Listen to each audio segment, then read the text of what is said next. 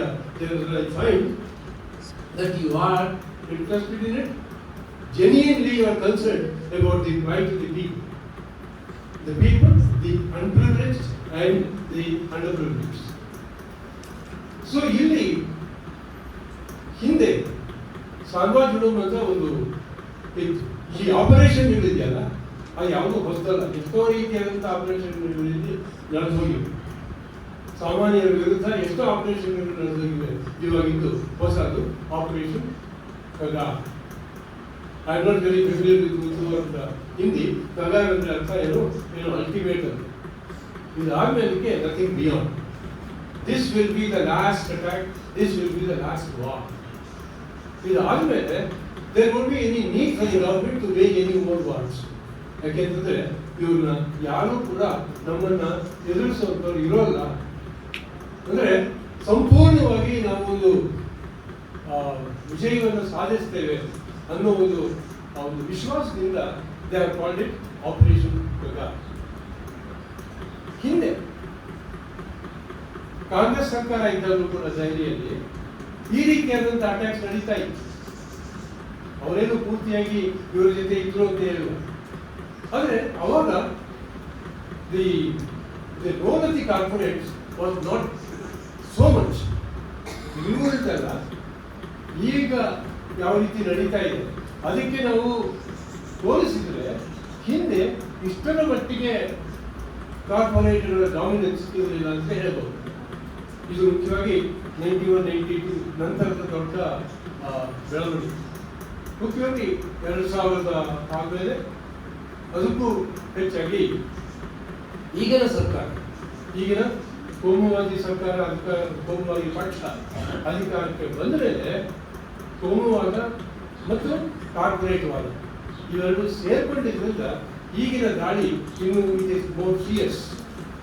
ಇಷ್ಟು ಭಯಂಕರವಾದಂಥ ಒಂದು ದಾಳಿ ನಡೀತಾ ಎಲ್ಲರನ್ನೂ ಕೂಡ ಅಂದರೆ ಯಾರು ನಮ್ಮನ್ನ ಕ್ವಶನ್ ಮಾಡ್ತಾರೆ, ಯಾರು ನಮ್ಮ ದಾಳಿಗೆ ಅಡ್ಡಿ ಬರ್ತಾರೆ ಅಂತ ಅವರೆಲ್ಲರೂ ಕೂಡ ನಿರ್ಮೂಲನೆ ಆಗಬೇಕು.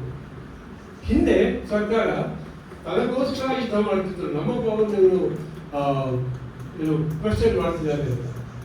ಆದರೆ ಈಗಿನ ಸರ್ಕಾರ ಪ್ರಯತ್ನ ಮಾಡ್ತಾ ಇರುವಂಥದ್ದು ಕೇವಲ ತಮಗೋಸ್ಕರ ಮಾತ್ರ ಅಲ್ಲ, ತಮಗೋಸ್ಕರ ಮತ್ತು ತಮ್ಮ ಹಿಂದಿರುವಂಥ ಕಾರ್ಪೊರೇಟ್ ಶಕ್ತಿಗಳಿಗೋಸ್ಕರ ಅವರ ಪರವಾಗಿ ಇಂದಿನ ಸರ್ಕಾರ ಕೆಲಸ ಮಾಡ್ತಾ ಇದೆ, ದಾಳಿ ಮಾಡ್ತಾ ಇದೆ. ಹಾಗಾಗಿ the power of the people has also we should take them down, because we know you might have made a study of what has been going on. ಈ ಹೋರಾಟಗಾರರು ಯಾರಿದ್ದಾರೆ ಹಿಂದೆ ಇದ್ದಷ್ಟು ಬಲಾಢ್ಯರಾಗಿ ಇಲ್ಲ. ಎಷ್ಟೋ ರಾಜ್ಯಗಳಲ್ಲಿ, ಉದಾಹರಣೆಗೆ ಆಂಧ್ರ ಮತ್ತು ಇನ್ನು ಕೆಲವು ಬೇರೆ ಬೇರೆ ಮಹಾರಾಷ್ಟ್ರ ಅಂತಹ ಜಾಗಗಳಲ್ಲಿ ಹೆಚ್ಚು ಬಲಾಢ್ಯರಾಗಿ ಇಲ್ಲ. ಆದರೆ ಈಗಿನ ಮಧ್ಯ ಭಾರತ ಅಂತ ಏನು ಕರಿತೀವಿ, ಛತ್ತೀಸ್ಗಢ, ಮಧ್ಯಪ್ರದೇಶ, ಅಲ್ಲಿ ಇನ್ನೂ ಇದ್ದಾರೆ. That is one important factor that we have to take note of. ಯಾಕೆ ಅಂತಂದ್ರೆ ಮುಖ್ಯವಾಗಿ ಅಲ್ಲಿರುವಂಥ ನ್ಯಾಚುರಲ್ ವೆಲ್ತ್, ಮಿನರಲ್ ವೆಲ್ತ್. ಆ ಮಿನರಲ್ ವೆಲ್ತ್ ಮೇಲೆ ಕಾರ್ಪೊರೇಟರ್ ಕಂಡು ಬಿದ್ದಿದೆ.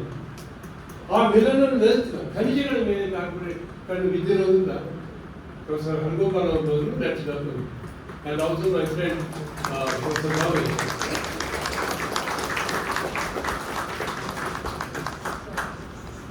ಆ ಖನಿಜಗಳ ಮೇಲೆ ಕಾರ್ಪೊರೇಟ್ಗಳ ಕಂಡು ಬಿದ್ದಿರೋದ್ರಿಂದ they want to own it. ಅವರಿಗೋಸ್ಕರ ಅವರ ಪರವಾಗಿ ಈಗ ಇಲ್ಲಿನ ಸರ್ಕಾರ, ಇಲ್ಲಿನ ಕಾರ್ಪೊರೇಟ್ ಶಕ್ತಿಗಳ ಪರವಾಗಿ ಆ 1777 ಎಕರೆಗಳನ್ನು ಕಬ್ಜಾ ಮಾಡ್ಕೋಬೇಕು ಅಂತ ಪ್ರಯತ್ನ ಪಡ್ತದೆ. ಅದೇ ರೀತಿಯಲ್ಲಿ ಛತ್ತೀಸ್ಗಢದಲ್ಲಿ, ಮಧ್ಯ ಭಾರತದಲ್ಲಿ ಆ ಕಾರ್ಪೊರೇಟ್ ಶಕ್ತಿಗಳ ಪರವಾಗಿ ಅಲ್ಲಿರುವಂಥ ಖನಿಜ ಸಂಪತ್ತಿ ಏನಿದೆ ಅದನ್ನ ವಶಪಡಿಸಿಕೊಂಡು ಯಾರಿಗೆ ಕೊಡಬೇಕು ಅಂತಂದ್ರೆ ಸಾಮಾನ್ಯ ಜನರಿಗಲ್ಲ. But we know Adivasis are not really Adivasis, they are also ಮೂಲವಾಸೀಸ್. ಈ ದೇಶದಲ್ಲಿ ಅನಾದಿ ಕಾಲದಿಂದಲೂ ಕೂಡ ಇರುವಂಥವ್ರು. They are the owners, they are the real owners of this land. ಆದರೆ ಇವಾಗ ಆಗ್ತಿರೋದು ಏನಂತಂದ್ರೆ ಈ ನಾಡಿನ ಈ ನೆಲದ ನಿಜವಾದಂಥ ಓನರ್ಸ್ ಯಾರಿದ್ದಾರೆ, ನಿಜವಾದಂಥ ಯಜಮಾನರು ಯಾರಿದ್ದಾರೆ, ಅವರನ್ನ ಅಲ್ಲಿಂದ ಎಬ್ಬಿಸಿ ಎಲ್ಲಿಂದ ಬೇರೆ ಕಡೆ ಅವರು ಇದೇ ದೇಶದ ಅಂಬಾನಿ ಅದಾನಿ ಆಗ್ಬೋದು ಅಥವಾ ಬೇರೆ ದೇಶಗಳವರು ಆಗ್ಬೋದು, ಒಟ್ಟಲ್ಲಿ ಈ ಸಾಮಾನ್ಯ ಜನರ ಆಶೋತ್ತರಗಳು ಏನಿವೆ ಅವುಗಳನ್ನ ಯಾವುದೇ ರೀತಿಯಲ್ಲಿ ಕೂಡ ಪ್ರತಿನಿಧಿಸುವ ರೀತಿಯಾದಂಥ ಜನ ಆಗದೆ ಇದಾರಲ್ಲ, ಅವರಿಗೋಸ್ಕರ ಈ ಒಂದು ಸರ್ಕಾರದವರು ಮಿಲ್ಲರ್ಗಳನ್ನ ಮೊದಲು ತಮ್ಮ ಕೈಗೆ ತಗೊಂಡು ನಂತರ ಅದನ್ನ ಅವ್ರಿಗೆ ಕೊಡೋದಕ್ಕೆ ಪ್ರಯತ್ನ ಪಡ್ತಿದ್ದಾರೆ. ಅದು ತುಂಬಾ ಸ್ಪಷ್ಟ. ಅದಕ್ಕೋಸ್ಕರನೇ ಈಗಾಗಲೇ ಕೇಂದ್ರದಲ್ಲಿರುವಂತಹ ಅಥವಾ ಒಕ್ಕೂಟ ಸರ್ಕಾರದ ಗೃಹ ಮಂತ್ರಿ ಒಂದು ದೊಡ್ಡ ಅನೌನ್ಸ್ಮೆಂಟ್ ಮಾಡಿಬಿಟ್ಟಿದ್ದಾರೆ. 2026 ಮಾರ್ಚ್ ಅಷ್ಟೊತ್ತಿಗೂ ಮೇ ಅಷ್ಟೊತ್ತಿಗೂ ಪೂರ್ತಿಯಾಗಿ ಅಲ್ಲಿರುವಂತವ್ರನ್ನ ನಾವು ನಿರ್ಮೂಲ ಮಾಡ್ತೀವಿ. ಅವರ ಗುರಿ ಇರೋದು ಕೇವಲ ಮಾವೋಯಿಸ್ಟ್ ಅಲ್ಲ. ಯಾಕೆಂತಂದ್ರೆ ಇಲ್ಲಿ ನಾನು ಹೇಳೋದು ನಿಮಗೆ ಆಶ್ಚರ್ಯ ಆಗ್ಬೋದು, ಮಾವೋಯಿಸ್ಟರು ಇನ್ಸಿಡೆಂಟಲ್ ಮಧ್ಯದಲ್ಲಿದ್ದಾರೆ ಅಷ್ಟೇ. ಅವರ ಮುಖ್ಯವಾದಂಥ ಗುರಿ ಅಲ್ಲಿರುವಂಥ ಆದಿವಾಸಿ.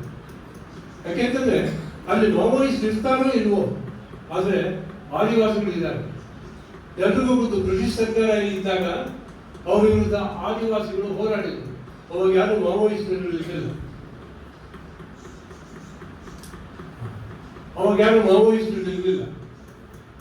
ಮತ್ತೆ ಮಾರ್ಕ್ಸ್ ಬಗ್ಗೆ ಹೆಚ್ಚು ಜನಕ್ಕೆ ಗೊತ್ತಿರಲಿಲ್ಲ.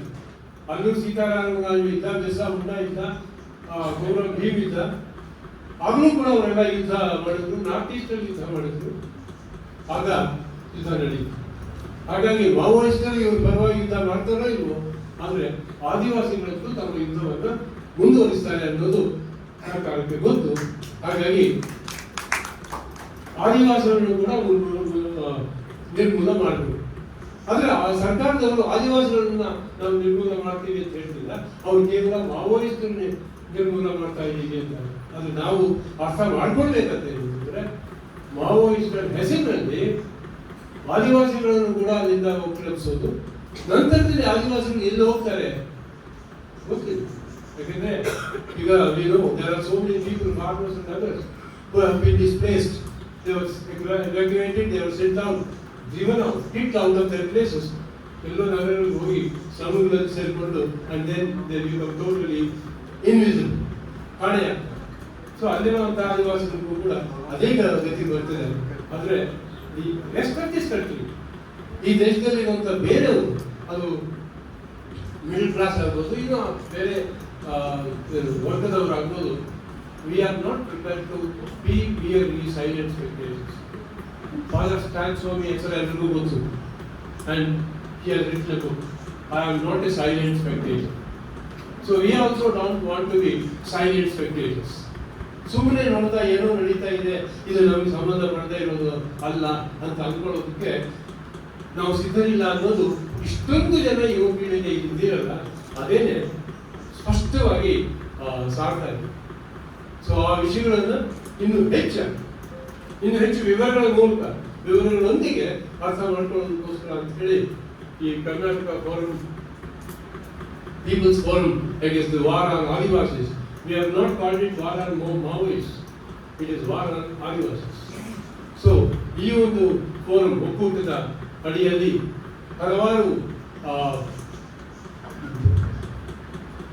ಸಂಘಟನೆಗಳು ಒಟ್ಟುಗೂಡಿ we decided upon two names. One is Professor Haragopal and the other one is Soni Sori. ಈ ಎರಡು ಹೆಸರುಗಳು ಕೂಡ ದೇಶದ ಹ್ಯೂಮನ್ ರೈಟ್ಸ್ ಫೀಲ್ಡ್ ಅಲ್ಲಿ ಪಾಸಿಬಲ್ ಅಲ್ಲ. But there is a very remarkable marked difference between the two. Professor Haragopal is from the, what shall we say, from the comfort zone, if you may pardon me for saying that, because he is from the middle class, from the upper caste, educated, taught at a university, a prestigious university, part of the academic life of the country, not merely of this country, of the international scene. But then he has been very active for long in this human rights field. This is not the first time that he is coming to Bangalore. He has been our old friend. Whenever we invited him to Bangalore for our programs, he used to immediately grace us with that.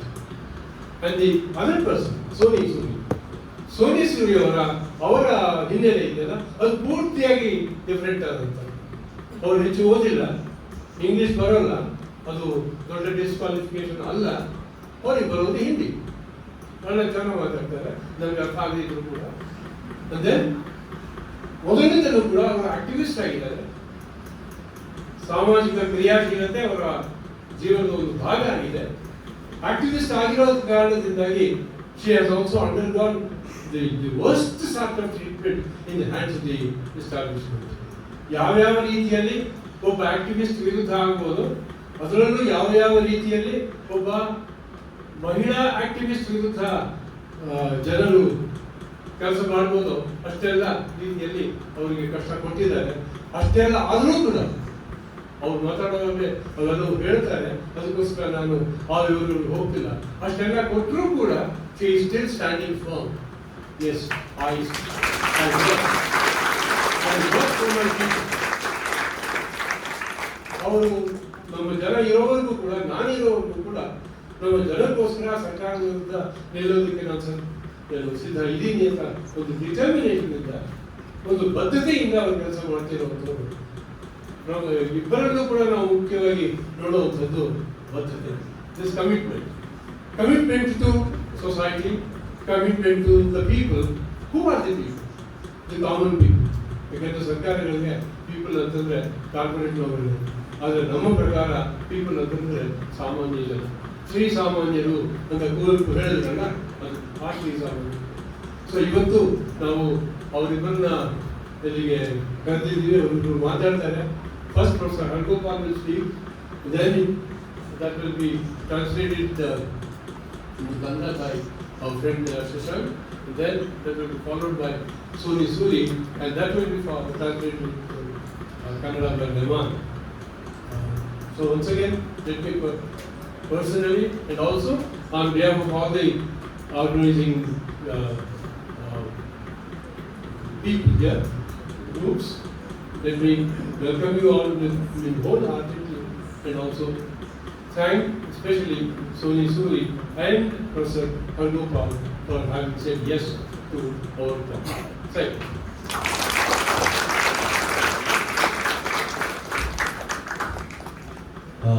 Thank you so much, Professor, for a important perspective to enter into the issues that we are here to discuss today. You took quite a bit of time and also have introduced our speakers for the day, Professor Haragopal and Soni Sori. But there are two things as an announcement that I would want to share. The House has actually come up with a memorandum demanding a few things from the Union government.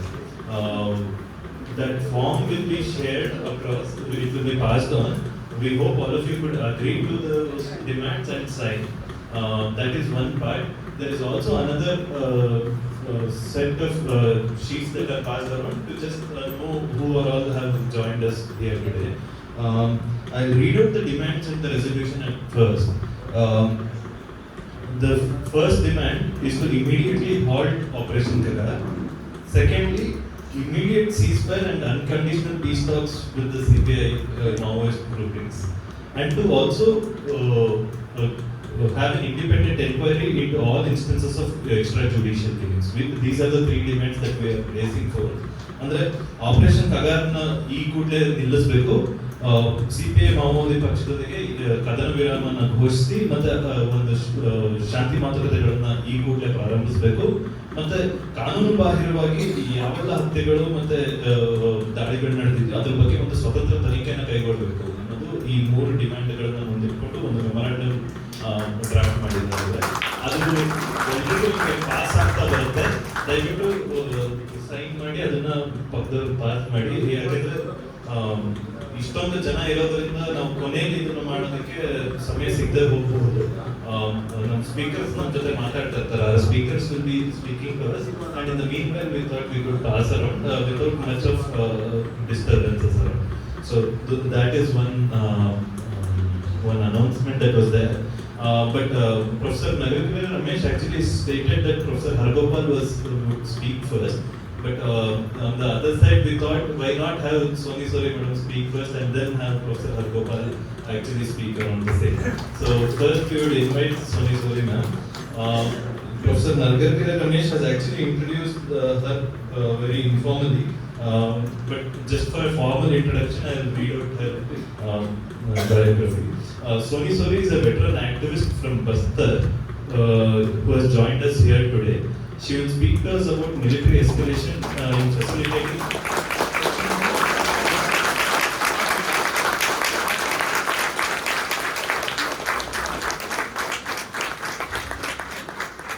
In fact, this round of applause means that there is actually no need for a very formal introduction.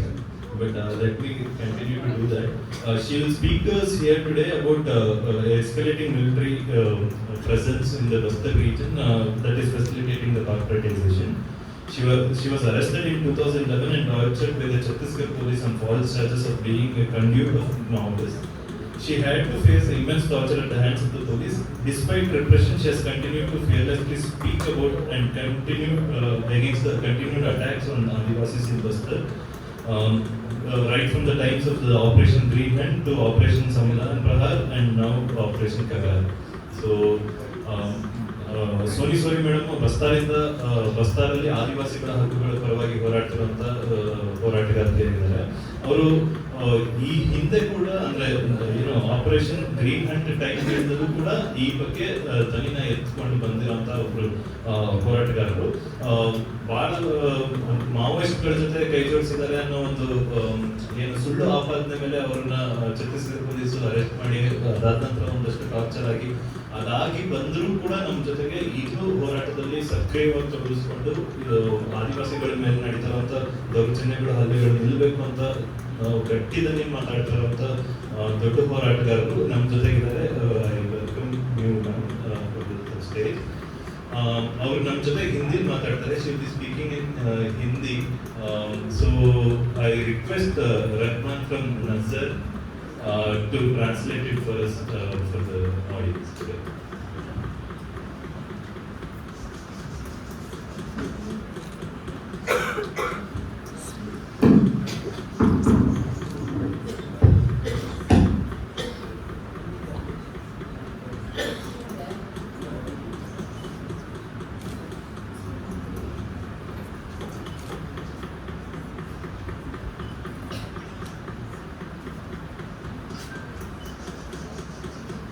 सभी साथियों को जोहार। और यहाँ जितने भी बैठे हैं सारे के सारे मेरे लिए तो बहुत बड़ी खुशी की बात है। आप सब साथी एक प्रकार से हमारे क्रांतिकारी साथी हुए और जो कागार युद्ध को लेके यहाँ पर मतलब इतने बड़ी कार्यक्रम रखे हैं और ये प्रोग्राम रखे हैं, तो इस हिम्मत के लिए, इस ताकत के लिए मैं आप लोगों को सबको मतलब इतने ताकत के साथ आप लोग यहाँ पर बैठ के कागार युद्ध को लेके जानना चाहते हैं, तो आप सब लोगों को मेरा जिंदाबाद। क्योंकि ये आसान नहीं है जो ये कागार युद्ध को लेके यहाँ से आप बोल रहे हैं। ये मत सोचिएगा कि आप बस्तर में मतलब बस्तर में रहे के लिए यहाँ से सोच के जो कर रहे हैं बस्तर नहीं जा पा रहे हैं, हम यहाँ से कर रहे हैं, ये भी बहुत बड़ी ताकत है। आज तो बस्तर का वो हालत हो गया है, कागर बोलना भी उनके लिए मौत है, हत्या है और जेल है, बलात्कार है और उसके साथ कुचला जा रहा है। लेकिन आप सभी इतने मॉल में मतलब भर के इस बात को जाने मिले, तो हम शुरुआत भी कर रहे हैं कागर युद्ध से। जो ऑपरेशन कागर जो हो रहा है वहाँ पर इस तरह के युद्ध की बातें कह रहे हैं, तो इसमें देखिए सबसे पहले तो आप लोगों को ये जानना है ये कागर युद्ध क्यों युद्ध को चुना गया और ये नक्सल के नाम से जो वहाँ पर यह गोली चल रही है वो क्यों चल रही है, एक नक्सल के नाम पे क्यों चल रहा है और वो भी करे गुट्टा को क्यों चुना गया। जो करे गुट्टा बहुत बड़ा पहाड़ है, कुछ नहीं तो उसमें कई किलोमीटर रहने पर होना चाहिए 50-60 किलोमीटर के ज़्यादा पहाड़ है। इतनी एक दो पहाड़ से जुड़ी हुई दूरियाँ हैं। तो बस्तर में तो कई पहाड़ हैं, हर पहाड़ों में कंडीशन पता, ऐसा नहीं है कि नहीं है। लेकिन अंत में अमित शाह, मोदी और ये जो भारत सरकार सिर्फ करे गुट्टा को क्यों चुना, इसका वजह क्या है। अगर आप लोग में से कोई भी जानना चाहोगे ना इस सच को जानने के लिए कि उस पहाड़ को ही नाम चुन के क्यों एक कागर युद्ध का नाम देंगे और माओवादी के नाम से मार रहे हैं, तो आपको ये को भी वहाँ जाने नहीं देंगे। क्यों? इसलिए वहाँ पर खनिज संपदा जो अब लोहा का आयरन जो है एकदम नंबर 1 क्वालिटी से वहाँ पर अभी है, तो उसको पाने के लिए सरकार क्या करेगा? तो आदिवासी को तो मार मार के थक चुकी है ना, कितने आदिवासी को मार रहे हैं, कितना लंबे समय से हत्या कर रहे हैं। सर्वजुलूम समय इतना मतलब कितने लाखों आदिवासियों को बेदखल किए, उस समय कितने लोगों को कुचले, कई लोग वारंगल तेलंगाना का शरण लेकर आज भी जी रहे हैं। तो अब क्या है? अब तो सीधा सीधा ये कागर युद्ध बना के नक्सल के नाम से, उनके पास कुछ नहीं था सर, ये सिर्फ माओवादी का नाम लेके सरकार जो मार रही है। आज कागर युद्ध को लेके वहाँ कागर का जैसे युद्ध हुआ, उसके बाद आदिवासी के साथ क्या हुआ? उस पहाड़ में कोई जा नहीं सकता, जबकि उस पहाड़ में कई तरह के हमारे आदिवासी लोगों का देवी देवता सब कुछ है। शिकार खेलने जाते हैं, मुल्कन तोड़ने जाते हैं, हर तरह का एक जीवन यापन जुड़ा है उस पहाड़ से। लेकिन इस युद्ध के नाम से वहाँ एक छोटा सा मतलब कैंप लगा दिया है। कितना लंबे समय तक का वहाँ लड़ाई चला, कितना मतलब पूरे देश भर में, पूरे भारत देश में, विदेश में अल्लाह कर रहे हैं, टीवी चैनलों में, पेपरों में, सब में कि आज हिड़मा पकड़ में आने वाला, देवा पकड़ में आने वाला, ये मतलब फलाना अरबी मोस्ट वांटेड नक्सलवाद को आज पकड़ रहे हैं। ये क्यों नहीं पकड़े थे? क्यों नहीं उनको पूरे देश भर के सामने क्यों नहीं शो कर पाए? क्योंकि एक नाम था कि उसको सिर्फ उसका फोकस जो करवाना था करे गुट्टा, ताकि अब करे गुट्टा में कोई आदिवासी, कोई हमारे वहाँ के लोग जा ना सके, उससे दूर हो जाए, जिससे उस पहाड़ को पूरा घेराबंदी करके एक दिन माइनिंग करने के लिए अपने पूंजीपति बड़े बड़े कॉर्पोरेट को देने का एक साजिश है, और सफल भी हो जाएंगे। लेकिन किस तरह से? उनका क्या, जो आदिवासी जो पत्ता तोड़ने जाते थे, कई तरह की मशरूम तोड़ने जाते थे, कई तरह का लकड़ी लेने जाते थे, नदी नाला मछली हर चीज वहाँ पर कर, तो वो आदिवासी का वो जिंदगी को तो खत्म करके अब पूंजीपति को पहाड़ को दे रहे। अब तो उसको पहाड़ कब्जा में आ चुका है, वहाँ पर कैंप लग चुकी है, वहाँ पोस्ट पूरी बैठा दिया गया है। अभी भी बस पागलों की तरह बातें करते हैं कि माओवादी को ही खत्म करने की बात है। तो ये इस देश का क्या कि एक इंसान को खत्म करने से क्या खत्म हो जाएगा? पहले तो सरकार जुल्म करना बंद करे ना, उसके अत्याचार करना बंद करे, आदिवासी की पहाड़े छीनना बंद करे, आदिवासी का जितने भी जंगल जमीन को उसको बेदखल करना बंद करे, उनके पेड़ पौधों को कटना बंद करे। जब जुल्म ही नहीं रहेगा तो माओवादी है कौन? माओवादी भी तो एक इंसान से ही विचार से पैदा हुआ, एक नाम बस माओवादी, पर हम वो भी तो एक इंसान है, उसी के बीच से ही तो पैदा हुआ। अगर ये सरकार अगर जुल्म करवाना बंद करेगी तो ऑटोमेटिक है ना गोली चलेगी, ना बारूद चलेगी, ना वहाँ पर बम विस्फोट होगा, ना कोई कुछ नहीं होगा। बस्तर भी उसी तरह हरा भरा शांति से पहले की तरह बस्तर बन जाएगा। लेकिन ये नहीं चाहती है सरकार। सरकार को चाहिए वहाँ का पूरा पूंजीपति लोगों को देने की, वहाँ के लोगों का। जब तक आदिवासी अगर जिंदा रहेंगे तो आदिवासी कभी उस जगह का वो नहीं है। लेकिन आज आदिवासी के लिए कितना खतरा हो गया। सबको लगता है ना कि अमित शाह कह रहे हैं कि मोदी की 2024 में क्या 31 मार्च को माओवादी पूरा खात्मा। आप लोगों में चुनौती क्या चैलेंज करती हूँ, पूरे देश को चैलेंज कर, माओवादी कभी खत्म नहीं। क्योंकि माओवादी खत्म कैसे होगा? जब जुल्म रहेगा तो कैसे खत्म होगा? अब वहाँ जो अगर आज के 4, 5, 10 लीडरों को मार देने से माओवादी खत्म हो जाएगी, तो क्या वहाँ पर जो जुल्म राम जैसे लोगों का जुल्म, हम भी तो एक हिस्से पे माओवादी के ही रूप में आ गए ना। हमको तो क्यों सरकार बोलती है ये माओवादी की समर्थता क्या है, ये माओवादी की सोच की है। माओवादी अगर सोनी सोरी के जैसे एक औरत के ऊपर जुल्म होगा, गुप्तांगों में पत्थर डालेंगे, करंट शॉट देंगे, इतना नरसंहार टाइप का हमारे साथ को करेंगे, तो व्यक्ति क्या बना? उसका विचार में क्रांति नहीं आएगी। तो ये चीज बस्तर में आ चुका है अपने जंगलों को बचाने के लिए। इतना आसान नहीं है जो अमित शाह जो बोल रहे हैं कि वहाँ खत्म है, सिर्फ लोगों को खत्म करने का एक बहाना कर रहे हैं कितने आदिवासी को मार। और आप लोगों को मैं ये भी बोलती हूँ, आप लोग ने देखिएगा पन्ने उठा के या आगे भी जाके इसको आप रिसर्च करिए, सबसे ज्यादा महिला मारे गए हैं। वो महिला क्यों बनी माओवादी और उस तरह से क्यों उनके साथ मिलके किसके लिए लड़ रही थी, वो किस वजह से लड़ रही थी? क्या महिला का इतना आसान नहीं है बंदूक पकड़ना? उस स्थिति में पकड़ेगी जब या उसके माता पिता उसके सामने कुचला गया हो, उसके साथ बलात्कार हुआ, उसके साथ कई तरह के यातना दिया गया हो और उसकी हर चीज छीना जा रहा, तब जाके वो माओवादी उसके नाम पे बंदूक भी उठाई थी। तो उसको कह रहे हैं कि माओवादी है। तो बस मैं एक शिक्षा के आधार पे मैं आज भी कहती हूँ कि मैं विचार पर भरोसा करती हूँ और कलम पे भरोसा करती हूँ। मैं विचार से क्रांति, विचारों पर लड़ना मैं जानती हूँ। ये सोच के मैं आज इस तरह से आप लोग के सामने हर बार आके खड़े हो जाती हूँ। अगर मान के चलो ये शिक्षा मुझ में नहीं आती तो आज मेरे हाथ में ना विचार और कलम नहीं होता, बंदूक ही होता। इतने जुर्म होने के बाद तो कोई कागर युद्ध को लेकर आज आप लोग को लगता है ना कि ये होगा बहुत एक दिन पूरा माओवादी खत्म हो गया। नहीं, अब तो वहाँ के लोगों का जीवन इतना खतरे में चला गया है। जो जवान लड़का लड़की जो है, जो आप सबको बताते हैं ना कि सरेंडर एक के बाद एक साथ खड़े करते हैं, 50 लोग, 100 लोग, 30 लोग, कई दिनों से कई समय तक आप लोग सब सुन रहे होंगे, टीवी में देख रहे हैं। वो जवान उनको अच्छे से देखिए, जब टीवी में आता है, पेपरों में आता है, फेसबुक में, उसको ऐसा करके देखिए, उस लड़कियों का चेहरा देखिए, उन लड़कों का चेहरा देखिए। वो किसी भी कीमत पे माओवादी है ही नहीं, ना माओवादी के समर्थक है। वो गांव के घर में आदिवासी भोले भाले लोग हैं। आप लोग सिर्फ भीड़ को मत देखिए, उसके चेहरे पे जाइए, वो पता चलेगा कि उनके साथ कैसे यात्रा है। वो ही नहीं कर रही है पुलिस, उसके बाद माओवादी के नाम से सरेंडर कर रही है, करके अपने कैंपों में रख रही है। जैसे बीजापुर, नारायणपुर, दंतेवाड़ा, वो सुकमा में उनके कैंपों में रखे, उनके साथ लड़कियों के साथ गलत किया जा रहा है, लड़कों के साथ गलत किया जा रहा है। और वो अपने पास रहे। पता इसको कौन से कानून इतना पावर दिया है कि उनको 10 दिन, 20 दिन, 2 महीना, 4 महीना उनको कैसे अपनी कस्टडी में रख सकते हैं? या सरेंडर करे हैं तो सरेंडर करवा घर भेज दे, उनकी आजादी नहीं है क्या?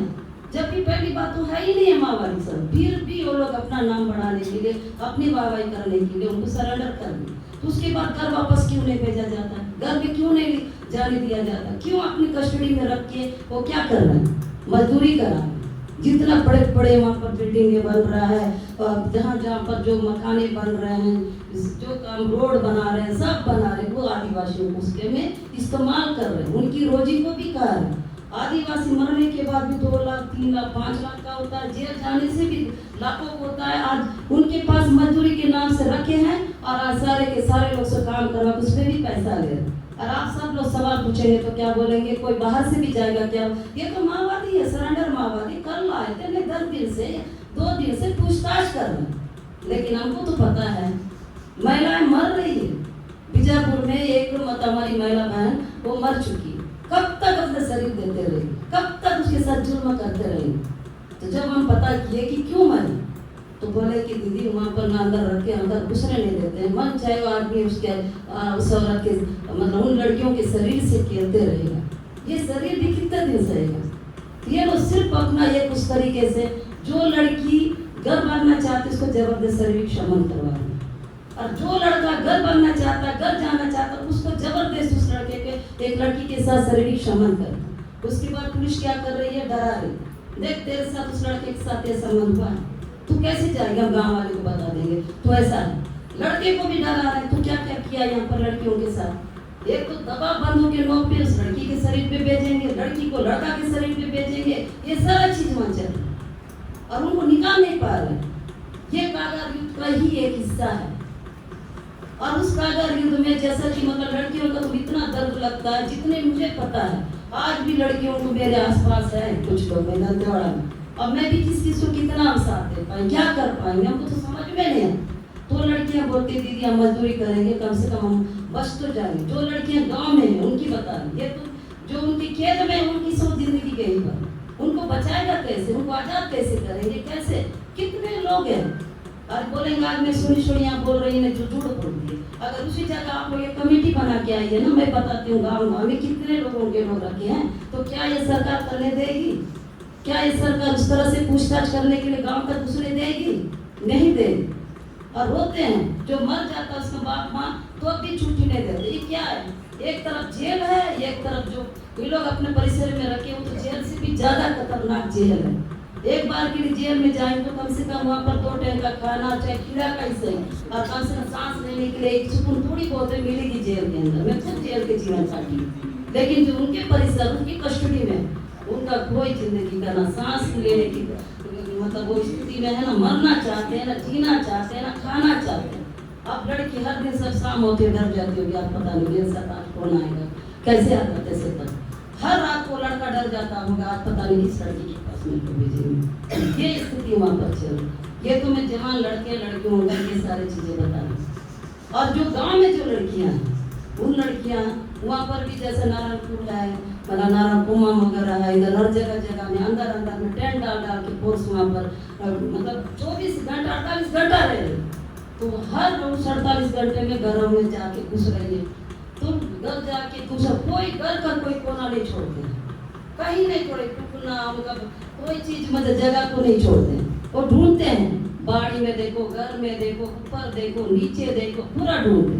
तो लड़कियां मेरे को बोलती है दीदी हमको यहाँ से निकालो। कुछ लड़कियों का आज भी हमारे पास है, कहीं निकाल कर साइड रखते हैं, पर कितने दिन, आज नहीं तो कल वो लड़कियां पकड़े जाएंगे, जो भी होगा। तो वो उनको ना नदी नाला में जा जाके सोना पड़ता है, कोई झाड़ में चढ़ के सोता है, तो कोई नदियों में उसके खाई में जाके सो रहे हैं, तो कोई पहाड़ों में सो रहे हैं। कब तक इस तरह से? कई बार तो ऐसा होता है कि पुलिस जा रही तो नदी में डूब के नीचे में थोड़ी देर के लिए 5 मिनट के लिए अंदर रहने को। कई लड़कियां वैसे कपड़े खोल के नदी में कूद जा रहे हैं, बोलते हैं कितना दूर दिखा के बोलते हैं कि हम नहा रहे हैं। ये सिर्फ बचाने का एक जरिया। तब भी कोई पुलिस वाले निकलो उतरो, मतलब यहाँ से नदी से निकलो निकलो करके उनको परेशान भी किया जाए। तो उन लड़कियां कैसे, अब बरसात इतना है इस बार का पानी, तो बोलते हैं झाड़ भी फिसल रहा है दीदी, चढ़ के सोएंगे पहले, सुहा भी नहीं जम रहा है। अगर हम कोई मैदान में जाके सोना चाहते हैं और ऐसी घास में, तो काला चींटी हम लोगों रात भर में पकड़ लेता है, चींटी आ जाता है। वो एक पत्थर ढूंढते हैं तो पत्थर में भी हमको दिक्कत होती है, कहीं इधर से घेर के ना मारते। तो मतलब ये स्थिति बस्तर का इस कागर युद्ध का हिस्सा है। वो लड़कियों को हमने, कुछ लड़कियों को बाहर निकाले तो लड़कियां मजदूरी करती, मुझे कितना दुख होता हो। हम आदिवासी करते हैं, जल जंगल जमीन हमारा, हम इसके मालिक हैं, कैसे मालिक? अब वो बेचारी लोगों को मैं ला के, उन लड़कियों को ला के मैंने उनको कहा कि अब मैं क्या करूं, मैं अपने पास रख के कैसे करूं? तो कहीं मजदूरी करवाने के लिए उनको रखे, तो बोले तेलंगाना या वारंगल जाएंगे या फिर हैदराबाद जाएंगे, तो वहाँ भी जाना, वहाँ से भी कई लोगों को उठा के लाए, कोई मिर्ची तोड़ने का, मजदूरी करने के, सब उठा के। तो मैं बोल उधर मत जाओ। अब मैं उनसे एक ही बात पुलिस वाले से कह रही हूँ, जो भी एसपी है वहाँ, देखिए सर मैं सरेंडर तो कराऊंगी नहीं मेरे आदिवासी, क्योंकि है ही नहीं है महाबली, लेकिन आप लोग सरेंडर करना है करिए, लेकिन उनको आप अपनी कस्टडी में मत रखिए, ना जेल मत भेजिए, हमको दे दो उनको। तो तब इस सब पे हम इनको बचाने की कोशिश करेंगे। लेकिन ये भी भरोसा नहीं है ना कि हाँ बोलेंगे और उसके बाद अपनी कस्टडी में रखेंगे, और एक उसके उस लड़कियों की पूरी कपड़े उतर जाएगी, उसके बाद मेरे पास आके बोल, तो मैं क्या बोलूँगी? ऐसा स्थिति है। आप लोग यहाँ जितने बैठे हैं, मैं सबके साथ बोलने में मेरे कोई हिचकिचाई नहीं। और क्या करते हैं लड़कियों से ये बताइए, एक जैसा शरीर होता है, लड़कियों से कपड़े उतराया जाता है, बलात्कार जैसा चीजें तो होती है पर कम है, लेकिन उस वो भी तो बलात्कार का हिस्सा, लड़कियों को कपड़े उतारा जाता है। अगर पतली दुबली लड़की है, अगर उसका स्तर उभर के नहीं आए, उस लड़की का क्या कसूर? आप लोग से ये हो रहा है, उससे ये कहा जाता है कि तुम्हारा स्तर छोटा क्यों, तुम्हारे पास निप्पल क्यों निकला, निप्पल क्यों नहीं निकला, अभी तक तुम्हारा किसी साथ कुछ नहीं हो गया, हम करेंगे, चलो तुम्हारा निप्पल कल तक बाहर आ जाएगी, स्तर छोटे हैं बड़े हो जाएंगे। ये स्थिति वहाँ हो रही है।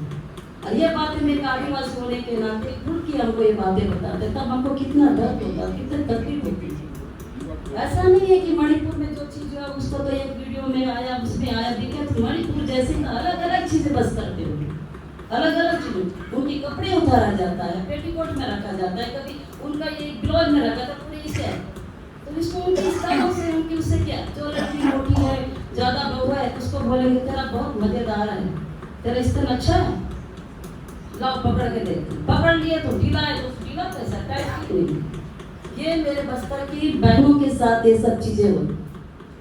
अब इस चीजों को अगर मैं बता रही हूँ तो उसको लोग लगेगा सोनी सोरी बाहर जाती है, सब कुछ बोलती, इसलिए मेरे को आने तक नहीं। ये भी मुझे पता, जितना मेरी बाहर निकल के बातों को करने लगी, वो दिन दुनिया लोग मार देंगे मुझे या जेल भेज देंगे, ये तो तय है।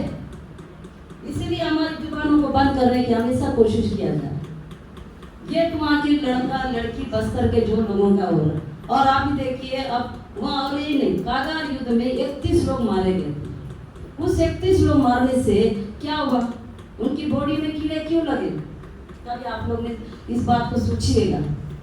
अरे जब आपने उसको बंदूक चला दिया, माओवादी के नाम से मार दिया, माओवादी बोल दिया, सब कर दिया, तो फिर उन बॉडियों को 7 तारीख को मारे हो, 12 तारीख तक तो बॉडियों को क्यों रखे? कि 10 तारीख को हम पहले ही सोचते हैं ना, परिवार आके लेके चले जाएंगे, एक दिन या 2 दिन लगेगा वो। तो उन्हें मैं 10 तारीख को बीजापुर गई, 11 तारीख को जब मुझे पता चला तो 12 तक मैं वहाँ पहुँची। अब उस दिन देख 31 लोग में पूरा बॉडी हमको 31 बॉडी को रखे थे उतने दिन, 7-8 दिन से। और उसके बाद उनके साथ क्या किया गया, एक ही स्ट्रेचर में 2 बॉडी को रख रहे, एक स्ट्रेचर में डबल, जैसा कि उनको क्या कोई फाइल है कि उसको तप्पे में जमा कर रख दी। और वो बॉडी नहीं देंगे, क्यों नहीं दोगे, क्यों रखोगे, किस लिए रखोगे, भाई परिवार आया उसको देना है। आपने जो करना है कर दिया, मारना है मारने, लड़कियों को बलात्कार करना है कर, सब तो कर लिया, पैसा भी पा लिया, 2 लाख 3 लाख 5 लाख, नाम भी कुछ मिला आप लोगों को, स्टार मिला, पैसा मिला, अब रख के क्या करोगे बॉडी। बहुत हमारी जो लड़ाई हुई। तो उसके बाद वहाँ का विधायक भी आया, विक्रम मंडावी जी वहाँ पर आए, फिर और सभी हम लोग मालूम सब कुछ लोग मिलकर लड़े। तो उसके बाद के देखिए उन बॉडियों को निकाल के जब देख रहे हैं तो कीड़े लग चुके हैं, इतने कीड़े। जब वो जो होता है ना कोरोना का किट वाले, अभी भी मेरे मोबाइल में मेरे पास फोटो है उसकी, आप लोग उस कीड़े को देख नहीं पाए। अब वो किट के अंदर में बॉडी को रख दिए। अब जैसे उसको बाहर लाए, जीबी के साथ खींचे, कीड़े तो पूरे सफेद पूरे बोलते हैं ना मधुमक्खी की तरह पूरे उसका चेहरा ढक दिया था, एक डेड बॉडी। इतना सभी उनका चेहरा देखने को नहीं मिला। जब मैंने, क्योंकि हमारे लड़ते लड़ते इतनी होगी, कीड़ा हो या सड़ा हो उससे क्या, हम बोले नहीं। तो मेरे को बोलते हैं पुलिस वाले, मैडम आप कीड़े नहीं छोड़, मैं बोले मेरे ही आदिवासी भाई हैं तो मेरा कोई फर्क नहीं पड़ता, इस कीड़े को भी मैं पूरा हटा के मैं चेहरा देख ही लूंगी, मेरी जीवन इनके लिए है। तो जाके वो उसको जीवी का ऐसे लाई और वो उसने में कीड़े ऐसे पूरी बॉडी में फैलने लग गए तो चेहरा दिखता है, ये कौन है क्या। कुछ लोगों तो बिना चेहरा देखे दे दिए बॉडी, जिसमें हम लोग नहीं देख पाए वो कौन था, वो जोगा था कि ऊंगा था कि बीमा था, ये भी नहीं पता। तो हमारा ये सवाल है, उतनी कीड़े क्यों लगे, केमिकल कहीं ना कहीं डाले जो है, इसलिए आदिवासी हम लोग ले जाएंगे जो भी है उसको कोई पहचान करने की जरूरत है। और सबसे पहली बात पोस्टमार्टम के दौरान परिवार को बुलाया जाता है ना, लेकिन परिवार को भी नहीं बताते हैं, पहले पोस्टमार्टम करके पैक कर देते हैं और वहाँ पर लिख देते हैं 4 number 2 number 3 number 12 number 14 number 20 number. तो कभी कभी मेरे को ऐसा लगता है उन बॉडियों का पर्ची लेके जाके करो तो रेस्टोरेंट में जो शहरों में एक पर्ची कटवा के बैठ जाते हैं, उसका जब बन जाता है तो लेके खाते हैं, वो हिसाब हमारा बस्तर हो गया। तो उस पर्ची से हमको फिर बॉडी लेनी पड़ी। आज बोलते हैं कि बड़ी बड़ी कंपनियां, तो मैं एनएमडीसी, वो एनएमडीसी इलाके में ही हुआ है जो करे भुट्टा उतरी पूरे इसमें। तो जो रखा गया था बॉडी वन वो जो क्या बीजापुर जिला में, तो क्या इतना एनएमडीसी 80 साल से वहाँ के लोहा का खोद के ले जा रही है, इतना मतलब वहाँ से लोहा निकल रहा है, अरबों निकल रहा है, तो फिर वो पैसा का एक ऐसा मतलब उनके लिए क्यों एक ट्रीटमेंट क्यों नहीं हो सकता है? हो सकता है ना, 4 महीना 2 महीना 3 महीने में भी हमको फ्रेश बॉडी मिल सकती है ना, लेकिन वो आदिवासी है ना, बस वो आदिवासी बहुत बोलने के लिए रह गया है और मरना है, बलात्कार को सहना है, उसको कुचलना ये, तो उनके ऐसा वहाँ की बॉडियों को किया जाता है। और बसवा राजू के साथ क्या है? आप लोग को लग रहा है कि बसवा राजू का डेड बॉडी ना देने का कारण क्या है? सब लोग अपने अपने स्तर पे सोचते हैं, हम लोग भी सोचते हैं। अब उनका अगर बसवा राजू का फोटो देख लो, जब फर्स्ट में मारे उस फोटो को देख के आप लोग को कहीं नहीं लगेगा मुठभेड़ में मारा गया, उसको पकड़ के मारा। अगर उसकी बॉडी दिए हुई है तो सवाल ही है ना, हर कोई एक आदिवासी को बेवकूफ बना रहे, हर किसी को बेवकूफ थोड़ी बना। अगर वो हैदराबाद में पहुंच जाता, जहाँ भी उनके परिवार के पास बॉडी पहुंचता, इस देश में इतने सामाजिक लोग हैं, इतने बुद्धिजीवी लोग हैं जो लोग इस तरह से संघर्ष भी करें, तो उसका दोबारा पोस्टमार्टम होता, कुछ ऐसा होता तो पता चल जाता कैसे करके मारना है।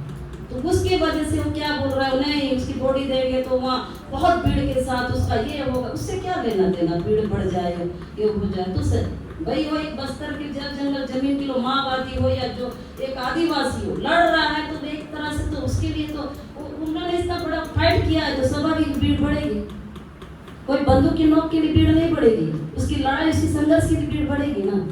तो इतना सरकार को क्यों डर है कि उसको बॉडी ना देना, मरने के बाद भी बॉडी ना दे के उनको जलवाना और इस तरह से करके खत्म करना, ये भारत के कानून में कहाँ ऐसा हो? तो देखो वहाँ पर आदिवासी की बॉडियों के साथ ये आदिवासी बॉडी के साथ भेज कर रहे हैं और उनके साथ भी, और लिंग काट के मारने वाला बात भी देखो कैसे जिंदा व्यक्ति को खड़ा करके उनकी लिंग काट काटते हैं, वो चिल्लाता है माँ माँ माँ, बचाओ बचाओ बचाओ, तो दया नहीं आता, वही डीआर वही सब जिंदा में उसको खड़ा करके बोल उसके डिंग काट रहे हैं, 4 लोग देख रहे हैं, उसके बाद उसकी हत्या करते हैं। वो तीर से तीरों से उसको कोप दे रहे हैं, वो तीर बाहर नहीं निकलता, तीर को बीच से तोड़ते हैं, झिल्ली में फेंक करके उसको ले जा रहे हैं।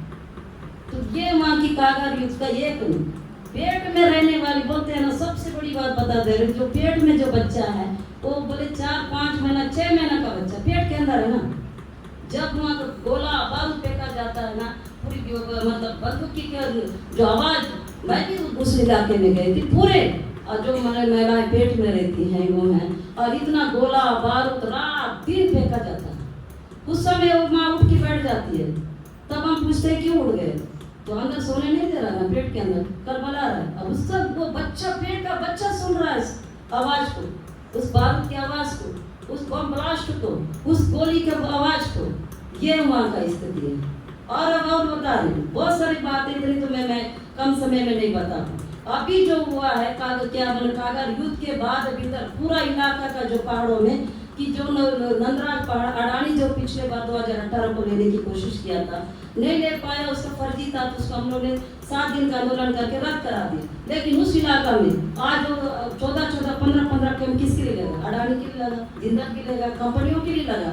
अब वहाँ पर कैंप लग चुका है, पूरे वहाँ के लोगों को बेदखल करने की पूरी साजिश। उस दिन हमारे क्या है, बच्चे पढ़ने गए थे, पढ़ने के टीचर ने छुट्टी दे दिया, बोला कि अभी रक्षाबंधन का बात है, तुम जाओ। वो बच्चे पैदल चलते चलते अपने घर तक पहुंच नहीं पाए, रास्ते में सो गए एक प्रिया गांव में। तो रात में जहरीला सांप आया, 2 बजे कर 1 बजे कर, वो बच्चे को रस दिया, एक बच्चे का तुरंत भरा, एक बच्चा अस्पताल तक पहुंचा नहीं पाए थे, लेकिन अभी है अभी सर, तो वो बच्चा बच गया, एक बच्चा मर गया। तो मैं मेरे आदिवासी से पूछा, आप लोग कब से अस्पताल के भरोसा पे? हम तो नहीं थे, इसके पहले भी हम अस्पताल और शहर की दुनिया के भरोसा पे नहीं, हमारी जड़ी बूटी बहुत कुछ चीजें होगा, बरसों से आ रहा था, आप लोग क्यों नहीं किए, क्यों नहीं बचाए बच्चों को? सोनी दीदी क्या बचाएंगे? टुड़िया के पास में 5 किलोमीटर 2 किलोमीटर में कैंप पे, कैंप की तरफ से बच्चे को ले जाएंगे, बोले स्वामी गोली चलती, इतना रात तो क्या थोड़ी ना सुनते, डर के मारे कैंप तक ले गए। और उसके बाद वो बोलते हैं कि जब जंगल जाएंगे, बोलने से पूरा गोला बारूद रात भर फेंकते रहते हैं, तो वहाँ जड़ी बूटा भी हुआ है, उसको लेने नहीं जा सकते, सिर्फ बच्चा को तड़पते मरते थे। तो ये स्थिति है। एक महिला जो लाल पानी बोलते हैं, जहरीला पानी जो NMDC ने पीछे तरफ छोड़ा है, उसमें वो महिला 25 तारीख अपने बेटा से मिलने जा रही, पार नहीं कर रही है। मेरे पास पूरा वीडियो फोटो सब है, आप लोगों का तो मैं दिखाती, तब आप लोगों को लगता एक कंपनी लगाने से कितने हर साल लोग मर रहे हैं। तो वो बेचारी पार नहीं करी, मर गई, और वो 7 अगस्त को उसका डेड बॉडी मिला, और उसके बाद 8-9 तारीख उसका हम लोग बीजापुर में भेजे। उस महिला को 35 किलोमीटर से 25 जुलाई की वो लाश को ऐसे हमारे आदिवासी वो खिला रहे हैं, उसके बीच में 7-8 कैंप पड़ा, हर कैंप वाले को बोले हमारी मदद करो, हमारी मदद करो, नहीं। तो काय के ये वहाँ बड़ी बड़ी सरकार, भारत सरकार, मोदी सरकार बात करती है कि आदिवासी कितने से आदिवासी के लिए वहाँ पर हम इतने कैंप ले गए, वो ले गए, और नक्सल को खत्म कर, ये सब बकवास है। आज मेरे लोग वहाँ मर रहे हैं, सांप काटा तो बचा नहीं पा रहे हैं, महिलाओं को बचा नहीं पा रहे हैं, ये पेट की महिला को बचा नहीं पा रहे, क्या किस बात का करें? सिर्फ भारत सरकार को बस्तर में सिर्फ खनिज संपदा के लिए, जो जिनका गुलामगिरी कर रहे हैं ना सरकार, पूंजीपति, उनके लिए ही वो कर रहे हैं, और ऐसा वहाँ कुछ नहीं है। और आप सब लोग अगर उस जगह मतलब आके देखोगे, पूरा पता चलेगा कैसा है। और आप लोग से और एक बात कह रहे हैं ना, 2031 में माओवादी खत्म है, 31 के बाद तो आप लोग आने की आजादी बस्तर में मिलेगा, आके देखिए। उसके बाद माओवादी नहीं खत्म, फिर क्या बोलेगा, नहीं हम दिसंबर तक टारगेट किए, तब दिसंबर तक खचे। जब तक वह कंपनी खुल के वो नहीं होगा कामयाब, तब तक ये माओवादी शब्द जो खात्मा का कभी खत्म नहीं हो। इसलिए इसका अगर हल है, एक ही है, वो बातचीत से होगा, बंदूक के नोक से नहीं होगा। बंदूक के नोक से सिर्फ मेरे आदिवासी और वहाँ के लोगों का सबका कुचल के मार दिया जाएंगे, और कुछ नहीं। आप लोगों से मेरा यही रिक्वेस्ट है कि वाकई यहाँ इतने लोग मिलकर जो इस तरह से करें, कोशिश कीजिए बस्तर में हर रोज माड़ीपुर की जैसी स्थिति, और रोज माड़ीपुर का वहाँ पर चीजें लड़कियों के साथ हो रहा है, लड़कों के साथ हो रहा है, छोटे बच्चों के साथ हो रहा है, वहाँ कोई भी सुरक्षित नहीं है। और वही सब हमारे जो आदिवासी नेता हैं बन बैठे हैं, वहाँ पूरे मेरे आदिवासी हैं, वो लोग भी सत्ते के भूखे, खुशी के भूखे, उनको कोई फर्क नहीं पड़ता हमारे आदिवासी को इस तरह। अब ये चीज है। तो वापिस दूसरी बात और है रेल लाइन तैयारी कर रहे हैं। 15 गांव, उस दिन मैं खुद उस मीटिंग में थी, बहुत लोग थे, तो एसडीएम, कलेक्टर, अपर कलेक्टर सब थे। तो बोलते हैं मैडम ये रेलवे क्यों बनेगा? तो बोलते हैं नहीं, कोत्तागुड़ा में जोड़ेंगे ना, कोत्तागुड़ा से हैदराबाद के लिए लोग यहाँ बहुत मजदूरी करने जाते हैं, तेलंगाना और हैदराबाद जाएंगे लोग। तो मैं बोली सर रेल की जरूरत नहीं है, बस के लिए कर दीजिए, मैं बस की नंबर सर दे रहे हैं। नहीं बस के लिए नहीं, रेल ही होगा। वो केंद्र सरकार का आदेश है, राज्य सरकार का आदेश है, आप लोग लड़ पाए? मैं बोली लड़ने के लिए डरता कौन है, जिंदा ही तो रख के देखो, हमको मारो मत, नहीं मारोगे तो हम लड़ेंगे, आप कर नहीं खाओ। आदिवासी को जिंदा रख के लड़ने का औकात नहीं, यहाँ कुछ कर पाएंगे। बस यही है, वोट दे रहे हो, हत्या करवा रहे हो, इससे ही भारत सरकार जीत सकती है। आदिवासी को जिंदा रख के अगर यहाँ कोई चीज बोल के बताए, कभी नहीं जीतूंगा। जब तक जिंदा है तो जिंदा रख सकते हैं हमको जिंदा। आप तो जिंदा हो मैडम, आज तो जिंदा हो, कल दिन यहाँ पर अगर रेल या धरना रेवा करो, काफी लोग खुद ही हो करोगे। और आज वही नहीं हो रहा है, आदिवासी के ऊपर भी फूट डाल लड़ना, सब चीजें हो रही। तो मेन लड़ाई है माओवादी वाली, सब खत्म। कोई ऐसे माओवादी भी आया, माओवादी आया भी था तो किसके लिए आया था?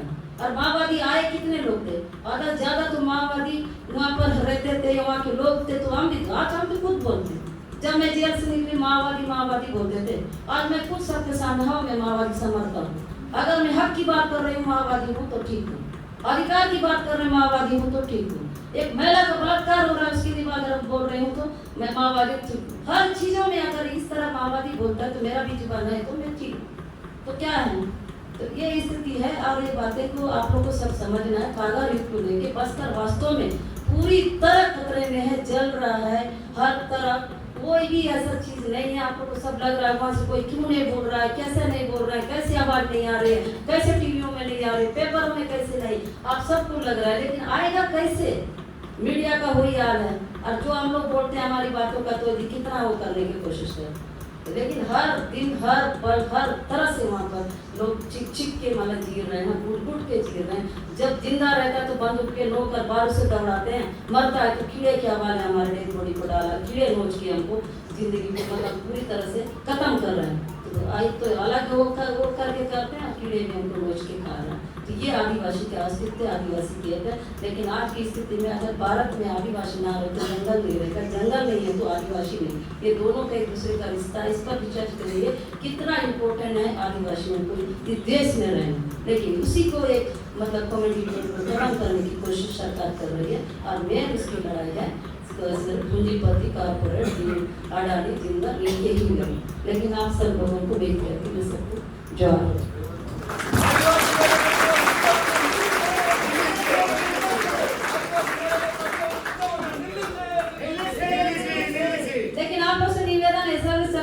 सवाल भी तो पूछिए, जानिए, सवालों में और बातें निकल के आती है।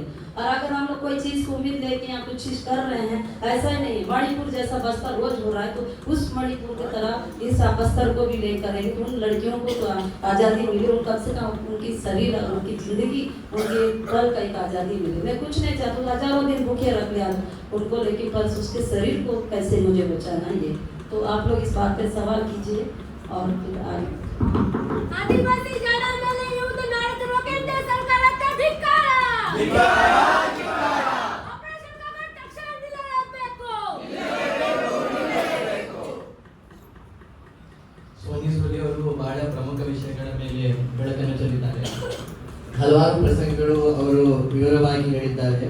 ಅದನ್ನು ನಾನು ಬಹಳ ಸಾರಾಂಶವಾಗಿ ಹೇಳಲು ಪ್ರಯತ್ನಿಸುತ್ತೇನೆ. ಸಂಕ್ಷಿಪ್ತವಾಗಿ ನಾನು ಅದನ್ನು ಅನುವಾದ ಮಾಡಲು ಪ್ರಯತ್ನಿಸುತ್ತೇನೆ.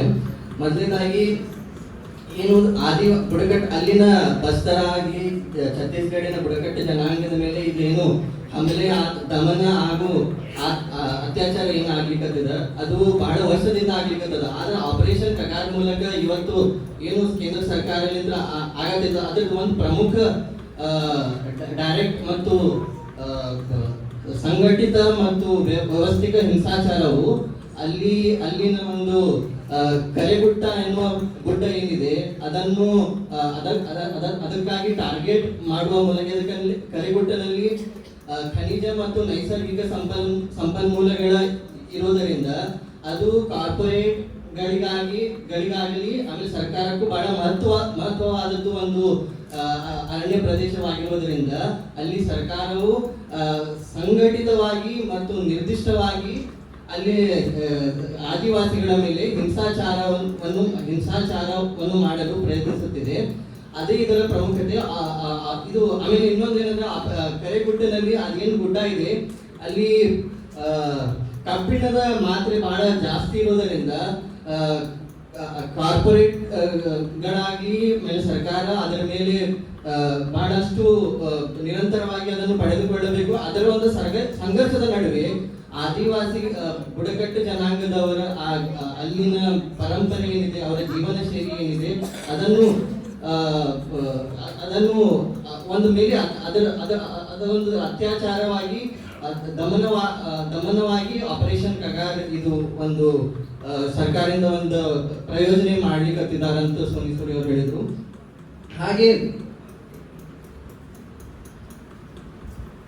ಆ ಬೆಟ್ಟದಲ್ಲಿ ಬಹಳಷ್ಟು ಪ್ರಮುಖವಾಗಿ ಆದಿವಾಸಿ ಜನಾಂಗದವರು ದೇವಿ ದೇವತೆಗಳು ಇದ್ದಾರೆ. ಅದಕ್ಕಾಗಿ ಅವರು ಅಲ್ಲಿ ಪ್ರಾರ್ಥನೆ ಮಾಡಬೇಕಂದು ಅಥವಾ ಜಡಿಬೂಟಿಗಳು ಏನಂತೀವಿ ನಾವು ಅದನ್ನು ಪಡೆದುಕೊಳ್ಬೇಕಂದ್ರೆ ಆ ಬೆಟ್ಟಕ್ಕೆ ಹೋಗ್ಬೇಕಾದ್ರೆ ಅವರು ಈಗ ಹೋಗ್ಲಿಕ್ಕೆ ಸಾಧ್ಯ ಇಲ್ಲ. ಅದಕ್ಕಂದ್ರೆ ಅಲ್ಲಿ ಈ ಸಂಘರ್ಷಣೆ ನಡುವೆ ಅವರಿಗೆ ಸಂಘರ್ಷಣೆ ಆಗಿದ್ದರಿಂದ ಅವರಿಗೆ ಅಲ್ಲಿ ಹೋಗುವ ಒಂದು ಅಲ್ಲಿ ಹೋಗ್ಲಿಕ್ಕೆ ಆಗುತ್ತಿಲ್ಲ. ಆಮೇಲೆ ಅಮಿತ್ ಶಾ ಅವರು ಪಾರ್ಲಿಮೆಂಟ್ ಅಲ್ಲಿ ಏನ್ ನಾವು ಮಾವೋವಾದಿಗಳನ್ನು ನಿರ್ಮೂಲನೆ ಮಾಡ್ತೀವಿ, ನಿಷೇಧ ಮಾಡ್ತೀವಿ, ಜಡದಿಂದ ಬುಡದಿಂದ ಅವರಿಗೆ ನಿರ್ಮೂಲನೆ ಮಾಡ್ತೀವಿ ಅಂತ ಏನು ಹೇಳಿದ್ದಾರೆ ಅದು ಯಾವಾಗಲೂ ಆಗೋದಿಲ್ಲ. ಏಕೆಂದರೆ ಅಲ್ಲಿನ ಜನ ಏನು ಅಲ್ಲಿ ಒಂದೇ ಮಾತು ಸೋನಿ ಸೋರಿ ಅವರು ಹೇಳಿದ್ದಾರೆ, ಅವರಿಗೆ ಮಾವೋವಾದಿ ಅಂತೂ ನಾವು ಕರೀಲಿಕ್ಕೆ ಆಗೋದಿಲ್ಲ. ಯಾಕಂದ್ರೆ ಅವರು ಜನಪರ ಚಳವಳಿಯನ್ನು ಆಮೇಲೆ ಬುಡಕಟ್ಟ ಜನಾಂಗದ ಸಮಸ್ಯೆಯನ್ನು ಅಲ್ಲಿ ಆಗಿರುವ ದಮನವನ್ನು ಮತ್ತು ಅಲ್ಲಿ ಆಗಿರುತ್ತಿರುವ ಒಂದು ಆಕ್ರಮಣದ ಬಗ್ಗೆ ಧ್ವನಿ ಏರಿಸುವವರಿಗೆ ಮಾವೋವಾದಿಗಳು ಎಂದು ಪೊಲೀಸರಾಗ್ಲಿ ಆಮೇಲೆ ಕೇಂದ್ರ ಸರ್ಕಾರದ ಪೊಲೀಸ್ ಮೀಸಲು CRPF ಆಗಲಿ ಅಲ್ಲಿನ ಜನರ ಮೇಲೆ ಇದೊಂದು ಆಕ್ರಮಣವನ್ನು ಮಾಡುತ್ತಿದ್ದಾರೆ ಎನ್ನುವ ಮಾತು ಅವರು ಹೇಳಿದ್ದಾರೆ. ಆಮೇಲೆ ಬಹಳ ಪ್ರಮುಖವಾಗಿ ಅವರು ಹೇಗೆ ಅಲ್ಲಿನ ಆದಿವಾಸಿ ಮಹಿಳೆಯರ ಮೇಲೆ ಶಾರೀರಿಕ ದೌರ್ಜನ್ಯ ಆಗುತ್ತೆ CRPF ಬಲದಿಂದ ಆಗಲಿ ಆಮೇಲೆ ಭದ್ರತಾ ಸಿಬ್ಬಂದಿಗಳ ಪಡೆಗಳು ಬಹಳಷ್ಟು ಶಿಬಿರಗಳು ಅಲ್ಲಿ ಕ್ಯಾಂಪ್ಗಳ ಮೂಲಕ ಅಲ್ಲಿ ಹಾಕಿ ಹೇಗೆ ಆದಿವಾಸಿ ಮಹಿಳೆಯರ ಮೇಲೆ ದೌರ್ಜನ್ಯ ಮಾಡ್ತಾರೆ ಎನ್ನುವ ಅವರು ಬಹಳ ಗಂಭೀರವಾದ ಮಾತನ್ನು ಹೇಳಿದರು. ಏಕೆಂದ್ರೆ ಒಂದು ಕಡೆ ಅವರು ಹೇಳ್ತಾರೆ ಒಬ್ಬ ಮಹಿಳೆಯ ಒಂದು ಬಹಳಷ್ಟು ಸಾರಿ ಮಹಿಳೆ ಅವರ ಸಹೋದರಿಯರನ್ನು ಅವರು ಇವ್ರ ಕಡೆ ಬಂದಾಗ ಹಿಂಗ ಆಗಿದೆ ಎಂದು ಹೇಳಿದಾಗ ಇವರು ಪೊಲೀಸ್ ಭದ್ರತಾ ಸಿಬ್ಬಂದಿಗಳಾಗ್ಲಿ ಭದ್ರತಾ ಪಡೆಗಳಾಗ್ಲಿ ಈ ರೀತಿಯಾಗಿ ಅವರು ನಿರಂತರವಾಗಿ ಮಹಿಳೆಯರ ಮೇಲೆ ದೌರ್ಜನ್ಯ ಮಾಡುತ್ತಿದ್ದಾರೆ ಎನ್ನುವ ಮಾತು ಅವರು ಹೇಳಿದರು. ಬೇಸಿಕಲಿ ಆಪರೇಷನ್ ಕಗಾರ್ ಹೆಸರಿನಲ್ಲಿ ನಡೆಯುತ್ತಿರುವ ದಾಳಿಗಳ ಅರಣ್ಯಗಳಾಗಲಿ ಆದಿವಾಸಿ ಸಮುದಾಯಗಳ ಮೇಲೆ ರಾಜ್ಯ ನಡೆಸುವ ಸಂಘಟಿತ ಮತ್ತು ವ್ಯವಸ್ಥಿತ ಹಿಂಸಾಚಾರವೆಂದು ಅವರು ಹೇಳಿದರು. ಮತ್ತು ಯಾವಾಗ ಲೈಕ್ ಸೋನಿ ಸೋರಿ ಅವರು ಏನ್ ಹೇಳಿಕ್ಕೆ ಇನ್ನೊಂದು ಮಾತು ಹೇಳಿದ್ರು ಅಂದ್ರೆ ಯಾವಾಗ ಬಾಡೀಸ್ ಅವ್ರು ಸತ್ತು ಹೋಗ್ತಾರಲ್ಲ ಆದಿವಾಸಿಗಳು ಬಂದೂಕದ ಮುಖಾಂತರ ಅವರಿಗೆ ಎನ್ಕೌಂಟರ್ ಸಂಘರ್ಷಣೆಯಲ್ಲಿ ಅವರು ಸತ್ತು ಹೋದ ನಂತರ ಒಂದೇ ಮಾತು ಆದಿವಾಸಿಗಳ ಒಂದು ಕಂಟೆಕ್ಸ್ಟ್ ಏನಿದೆ, ಆದಿವಾಸಿಗಳ ಜೀವನ ಇವತ್ತು ಎಲ್ಲಿಗೆ ಬಂದಿದೆ ಅನ್ನೋದು ಮಾತನ್ನು ಹೇಳ್ತಾ ಇದ್ದಾರೆ. ಒಂದು ಕಡೆ ಆದಿವಾಸಿ ಜನಾಂಗದವರು ಅಲ್ಲಿ ಜೀವಂತವಾಗಿರ್ಬೇಕಂದ್ರೆ ಸರ್ಕಾರದ ಜೊತೆ ಭದ್ರತಾ ಪಡೆ ಜೊತೆ ಸಂಘರ್ಷ ಮಾಡಬೇಕು. ಒಂದು ಕೂಡಲೇ ಅದರ ಮುಖಾಂತರ ಅವ್ರು ಸತ್ರು ಅಂದ್ರೆ ಇದು ಏನಾಗುತ್ತಂದ್ರೆ ಅವ್ರದ್ದು ಬಾಡಿ ಏನದಲ್ಲ ಶರೀರ ಸತ್ತು ಕೂಡಲೇ ಅವರಿಗೆ ಫ್ಯಾಮಿಲೀಸಿಗೆ ಪರಿವಾರ ಅವ್ರು ಏನು ಅವ್ರ ಫ್ಯಾಮಿಲೀಸಿಗೆ ಬಾಡಿ ಕೊಡಲ್ಲ. ಅದೊಂದು ಮಾತು ಅವ್ರು ಹೇಳ್ತಾರೆ. ಸೊ ಬೇಸಿಕಲಿ ಅದ್ರ ಬಾಡೀಸ್ ಏನ್ ಡಿಕಂಪೋಸ್ ಆಗ್ತಾವಲ್ಲ ಒಂದ್ ಕಡೆ ನಾವು ನೋಡಿದ್ರಂದ್ರೆ ಅವ್ರಿಗೆ ಗೊತ್ತಾಗತ್ತ ಸಂಘರ್ಷಣೆ ಆಗ್ಲಿ ಎನ್ಕೌಂಟರ್ ಆಗ್ಲಿ ಕಾನೂನು ಬಾಹಿರವಾಗಿ ಅವರಿಗೆ ಕೊಂದಿದ್ದಾರೆ ಎನ್ನುವ ಮಾತು ಅವರು ಬಹಳ ಸ್ಪಷ್ಟವಾಗಿ ಹೇಳಿದ್ದಾರೆ. ಇದಕ್ಕಂದ್ರೆ ಅವರ ಬಾಡಿಯನ್ನು ನಾವು ನೋಡಿದ್ರೆ ಅದು ಯಾವುದೇ ಕಾರಣಕ್ಕೂ ಸಂಘರ್ಷಣೆಯಲ್ಲಿ ಎನ್ಕೌಂಟರ್ ಅಲ್ಲಿ ಅವರು ಸತ್ತು ಹೋಗಿದ್ದಾರೆ ಎನ್ನುವ ಮಾತನ್ನು ಅದು ಬಹಳ ಕರೆಕ್ಟ್ ಆಗಿ ನಮ್ಗೆ ಸುಲಭವಾಗಿ ಗೊತ್ತಾಗಿದೆ. ಅವ್ರು ಯಾವುದೂ ಸಂಘಟನೆಯನ್ನು ಕೊಂದಿಲ್ಲ. ಇವರು ಭದ್ರತಾ ಸೇರ್ಪಡೆ ಮತ್ತು ಸರ್ಕಾರದಿಂದಲೇ ಇವರಿಗೆ ಕೊಲ್ಲಲ್ಪಡುತ್ತಿದ್ದಾರೆ. ಆಮೇಲೆ ಇವ್ರ ಮೇಲೆ ಕೆಮಿಕಲ್ಸ್ ಆಗಲಿ, ಇವರ ಬಾಡಿ ಡಿಕಂಪೋಸ್ ಆಗಲಿಕ್ಕೆ ಬಹಳಷ್ಟು ತರದ ಪ್ರಯತ್ನ ಮಾಡಿ ಸುಲಭವಾಗಿ ಅವರ ಪರಿವಾರಕ್ಕೆ ಇವರ ಬಾಡಿ ಯಾವಾಗಲೂ ಕೊಡೋದಿಲ್ಲ. ಡಿಕಂಪೋಸ್ ಆದ ನಂತರ ಒಂದು ಕೆಟ್ಟು ಹೋದ ಸ್ಥಿತಿ ಆದ್ಮೇಲೆ 7-8 ವರ್ಷ ದಿನಗಳಾದ್ಮೇಲೆ ಇವರು ಬಾಡಿ ಕೊಡ್ತಾರೆ ಅನ್ನೋ ಮಾತು ಅವರು ಹೇಳಿದ್ರು. ಇನ್ನೊಂದು ಮಾತು, ಒಂದು ಕಡೆ ಒಂದು ಸತ ಮೊನ್ನೆನೆ ಒಂದ್ಸತ ಕೆಲವೊಂದು ಆದಿವಾಸಿ ಜನಾಂಗದವರನ್ನು ಪೊಲೀಸ್ ಭದ್ರತಾ ಸೇರ್ಪಡೆಯವರು ಕೊಂದಿದಾಗ ಅವರಿಗೆ ಘನತೆ ಎನ್ನುವ ಮಾತು ಇಲ್ಲಿ ಬರುತ್ತದೆ. ಹೇಗೆ ಆದಿವಾಸಿ ಜನಾಂಗದ ಮೇಲೆ ಘನತೆ ರಹಿತ ಒಂದು ಟ್ರೀಟ್ಮೆಂಟ್ ಕೊಡಾತಿದ್ದಾರೆ ಸರ್ಕಾರದಿಂದ ಅಂದ್ರೆ, ಅವ್ರ ಸತ್ತ ಮೇಲೇನು ಪ್ರೈವೇಟ್ ಟೆಂಪೂಸ್ ಏನಿದಾವ ಅದ್ರ ಖಾಸಗಿ ಟೆಂಪೂಸ್ ಗಳ ಮುಖಾಂತರ ಅವರಿಗೆ ಒಂದು ಬಾಡಿ ಮೇಲೆ ಒಂದು ಬಾಡಿ ಶರೀರವನ್ನು ಇಟ್ಟು ಅದು ಟ್ರಾನ್ಸ್ಪೋರ್ಟೇಷನ್ ಮಾಡ್ತಾರೆ. ಸೊ ಅದರ್ಲಿಂದ ಗೊತ್ತಾಗುತ್ತೆ ಅವ್ರು ಎಷ್ಟು ಸರ್ಕಾರ ಆಗಲಿ ಭದ್ರತಾ ಸೇರ್ಪಡೆ ಆಗಲಿ ಎಷ್ಟು ಲೈಕ್ ಆದಿವಾಸಿ ಬುಡಕಟ್ಟು ಜನಾಂಗದ ಲೈಫಿನ ವ್ಯಾಲ್ಯೂ ಅಲ್ಲಿಯೇ ನಮ್ ಘನತೆ ಏನಿಲ್ಲ ಅಂತ ಹೇಳಿ ಸರ್ಕಾರದ ನಡುವೆ ಆದಿವಾಸಿ ಜನಾಂಗದ ಘನತೆ ಏನೂ ಇಲ್ಲ ಅಂತ ಅವ್ರು ಹೇಳಿದ್ರು. ಆಮೇಲೆ ಇನ್ನೊಂದು ವೇಳೆ ಅವ್ರು ಬಹಳಷ್ಟು ಈ ಮಾತು ಎಂಫಸೈಸ್ ಮಾಡಿದ್ದು like how like women like ಬಹಳಷ್ಟು ಸಾರಿ ಮಹಿಳೆಯರನ್ನು ಹೇಗೆ ಒಂದು ಸ್ಪೆಷಲಿ CRPF ಆಗಲಿ ಮತ್ತು ಅಲ್ಲಿ ಲೋಕಲ್ ಭದ್ರತಾ ಪಡೆಗಳು ಹೇಗೆ ಅವರ ಶರೀರವನ್ನು ಉಪಯೋಗಿಸಿ ಅವರ ಮೇಲೆ ಅತ್ಯಾಚಾರ, ಸೆಕ್ಷುವಲ್ ಎಕ್ಸ್ಪ್ಲಾಯಿಟೇಷನ್ ಇಂಥ ಒಂದು ಚಟುವಟಿಕೆಗಳು ಏನ್ ಮಾಡ್ಲಿಕ್ಕತ್ತಾರ ಬಹಳ ಹೀನಾಯವಾದ ಮಾತಾಗಿದೆ. ಅದಕ್ಕೆ ನಾವು ಎಲ್ಲರೂ ಖಂಡಿಸಬೇಕು ಅಂದು ಎನ್ನುವ ಮಾತು ಅವರು ಹೇಳಿದರು. ಲಾಸ್ಟ್ಲಿ ಲೈಕ್ ಅವ್ರು ಏನ್ ಹೇಳ್ತಾರೆ ಅಂದ್ರೆ, ಮಣಿಪುರದಲ್ಲಿ ನಾವು ಏನ್ ಆಗ್ತಾ ಇದೆ ಅಂತ ಒಂದು ಸ್ಥಿತಿ ಇವತ್ತು ಛತ್ತೀಸ್ಗಢಿನಲ್ಲಿ ಬಹಳ ವರ್ಷಗಳಿಂದ ಆಗುತ್ತಿದೆ. ಅದಕ್ಕೆ ನಾವೆಲ್ಲರೂ ಧ್ವನಿ ಏರಿಸಬೇಕು. ಆಮೇಲೆ ನಾವೆಲ್ಲರೂ ಇಲ್ಲಿ ಬಂದವರು ಅದಕ್ಕೆ ಬಹಳ ಗಂಭೀರವಾಗಿ ನೋಡಬೇಕು. ಆಮೇಲೆ ಅದರ ಮೇಲೆ ನಮ್ಮ ಧ್ವನಿಯನ್ನು ಎಬ್ಬಿಸಬೇಕು ಎನ್ನುವ ಮಾತು ಅವರು ಹೇಳಿದ್ದಾರೆ. ಇನ್ನೊಂದ್ ಕಡೆ ಅವರು ಒಂದು ಇನ್ಸಿಡೆಂಟ್ ಹೇಳಿದ್ರು. ಒಬ್ಬ ಆದಿವಾಸಿ ಜನಾಂಗದ ಹೇಗೆ ಅವರು ಪ್ಯಾಟರ್ನ್ ಇದೆ, ಹೇಗೆ ಅವ್ರ ಮೇಲೆ ದೌರ್ಜನ್ಯ ಮಾಡ್ತಾರೆ ಸರ್ಕಾರ ಇಂದ ಅಂತ ಹೇಳುವಾಗ ಒಂದು ಪ್ರಸಂಗ ಹೇಳ್ತಾರೆ. ಒಂದ್ ಕಡೆ ಒಬ್ಬ ಪುರುಷನಿಗೆ ಅವನ ಲಿಂಗವನ್ನು ಕತ್ತರಿಸಿ ಆಮೇಲೆ ಅವನಿಗೆ ಸಾಯಿಸಿದ್ರು. ಸೊ ಆ ಒಂದು ಪ್ರಸಂಗ ಅವ್ರು ಹೇಳಿದ್ರ. ಆಮೇಲೆ ಗರ್ಭಾವತಿ ಮಹಿಳೆ ಏನಿರ್ತಾರಲ್ಲ, ಇದು ಆಪರೇಷನ್ ಕಗಾರ್ ಆಗೋದ್ರಿಂದ ಗರ್ಭಾವತಿ ಮಹಿಳೆ ಬಿಕಾಸ್ ಆಫ್ ಡಿಸ್ಟರ್ಬೆನ್ಸ್, ಅದು ಬಂದೂಕಿನ ಗರ್ಜನೆ ಆಗಲಿ ಮತ್ತು ಇದು ಸಂಘರ್ಷಣ ಗರ್ಜನೆ ಆಗುವುದರಿಂದ ಅವರಿಗೆ ಡಿಸ್ಟರ್ಬೆನ್ಸ್ ಬಹಳ ಆಗುತ್ತೆ. ಅದಕ್ಕೆ ಅವರು ಇಡೀ ರಾತ್ರಿ they have to be awake, that is what she shed.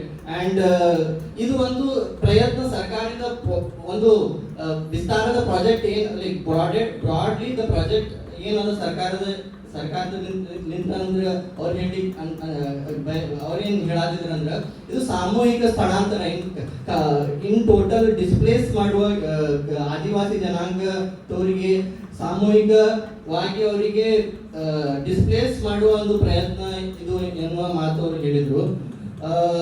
ಅದಕ್ಕೆ ಅವರು ಇದು ಲಾಸ್ಟ್ಲಿ ನಾವಲ್ಲಿ ಕೊನೆಯದಾಗಿ ಅವ್ರು ಏನ್ ಹೇಳಿದ್ರು ಅಂದ್ರೆ, ನಾವಲ್ಲಿ ಶಾಂತಿ ವಾರ್ತೆ ಮಾಡಬೇಕು, ಶಾಂತಿ ಸಂಭಾಷಣೆ ಮಾಡಬೇಕು. ಶಾಂತಿ ಸಂಭಾಷಣೆಯಿಂದಲೇ ಬಸ್ತರ್ನಲ್ಲಿ ಹಾಗೂ ಛತ್ತೀಸ್ಗಢನಲ್ಲಿ ಶಾಂತಿ ಬರುತ್ತೆ. ಅದಕ್ಕೆ ಮಣಿಪುರ ಅಂತ ಸ್ಥಿತಿ ಏನಿದೆ ಅದು ಅದೇ ರೀತಿಯಾದ ಸ್ಥಿತಿ ಇಲ್ಲಿ ಉದ್ಭವ ಆಗಿದೆ. ಅದಕ್ಕೆ ನಾವೆಲ್ಲರೂ ಅದರ ಬಗ್ಗೆ ಧ್ವನಿ ಎಬ್ಬಿಸಬೇಕು, ಶಾಂತಿ ಪರವಾಗಿ ಮಾತಾಡಬೇಕು ಎನ್ನುವ ಮಾತನ್ನು ಅವರು ಹೇಳಿದರು. ಬೇಸಿಕಲಿ ಆಪರೇಷನ್ ಕಗಾರಿದ ಮೂಲಕ ಬಸ್ತರ್ ಈಗ ಒಂದು ಅಸಮಂಜಸ ಸ್ಥಿತಿಯಲ್ಲಿದೆ. ಅದಕ್ಕೆ ನಾವೆಲ್ಲರೂ ಧ್ವನಿ ಎಬ್ಬಿಸಬೇಕು. ಅಂಡ್ ಇದು ಅನ್ಯಾಯ ಆಗಲಿಕ್ಕದ ಸರ್ಕಾರದಿಂದ ಅದರ ಮೇಲೆ ನಾವು ಧ್ವನಿಗೂಡಿಸಬೇಕು ಎನ್ನುವ ಮಾತು ಅವರು ಹೇಳಿದರು. ಸೊ ಯಾ ಬೇಸಿಕಲಿ ಇದು ಅವರ ಮಾತಿನ ಸಾರಾಂಶ ಆಗಿದೆ. ಅದಕ್ಕಂದ್ರೆ ಅವರು ತುಂಬಾ ಮಾತಾಡಿದ್ರು. I could not summarize the whole points, but I have endeavored to do that. Thank you.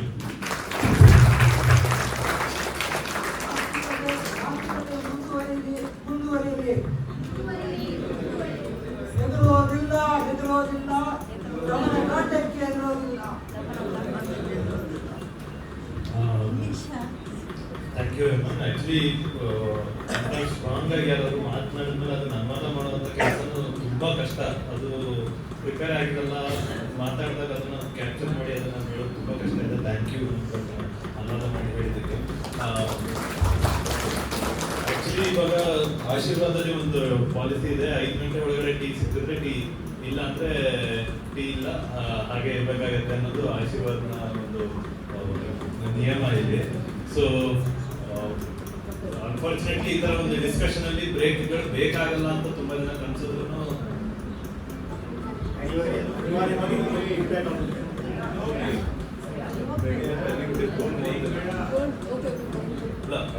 ತುಂಬಾ ಜನಕ್ಕೆ ಬ್ರೇಕ್ ಬೇಡ ಅನ್ನಂಗಿದ್ರೆ ಕಂಟಿನ್ಯೂ ಎಲ್ಲರೂ ರೆಡಿ ಮಾಡಿ ಇಟ್ಟಿದ್ದಾರೆ ಆಕ್ಚುಲಿ.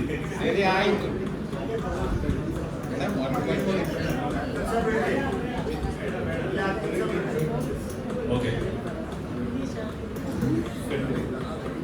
ಓಕೆ, ಈ ಥರದ್ದು ಒಂದು ಒಳ್ಳೆ ರೆಸ್ಪಾನ್ಸ್ ಸಿಗ್ತಾ ಇರೋದು ಆಕ್ಚುಲಿ ಇಂಪಾರ್ಟೆಂಟ್. ಮೇಡಮ್ ಹೇಳ್ತಾ ಇದ್ರು ಅಂದ್ರೆ ಅಲ್ಲಿ ತನಿ ಎತ್ತಾ ಇಲ್ಲ ಜನರು ಅಂತ ಅಲ್ಲ, ಪ್ರತಿದಿನ ಪ್ರತಿ ನಿಮಿಷ ಕೂಡ ಅಲ್ಲಿ ಹೋರಾಟಗಳು ನಡೀತಾ ಇದೆ. ಬಟ್ ಅದು ನಮಗೆ ತಲುಪ್ತಾ ಇಲ್ಲ, ಅದನ್ನ ನಮ್ಗೆ ತಲುಪದೇ ಇರೋ ರೀತಿಯಲ್ಲಿ ಒಂದಷ್ಟು ಕಟ್ಸ್ ಇದೆ, ಮೀಡಿಯಾ ನಮಗೆ ಅದನ್ನ ಹೇಳ್ತಾ ಇಲ್ಲ ಅನ್ನೋದನ್ನ ಮೇಡಮ್ ಹೇಳಿದ್ರು. ಹಾಗೆ she also asks, she was actually pointing to how every minute and every day there has been a struggle and people are fighting all of this. But somehow our media is not capturing. There are modes in which the state is ensuring that these voices are not heard here in Karnataka. Now that we are all here and we also want to take the discussion forward, may I request Haragopal sir to actually join in for the discussion. We'll have a combined question and answer session after Haragopal sir.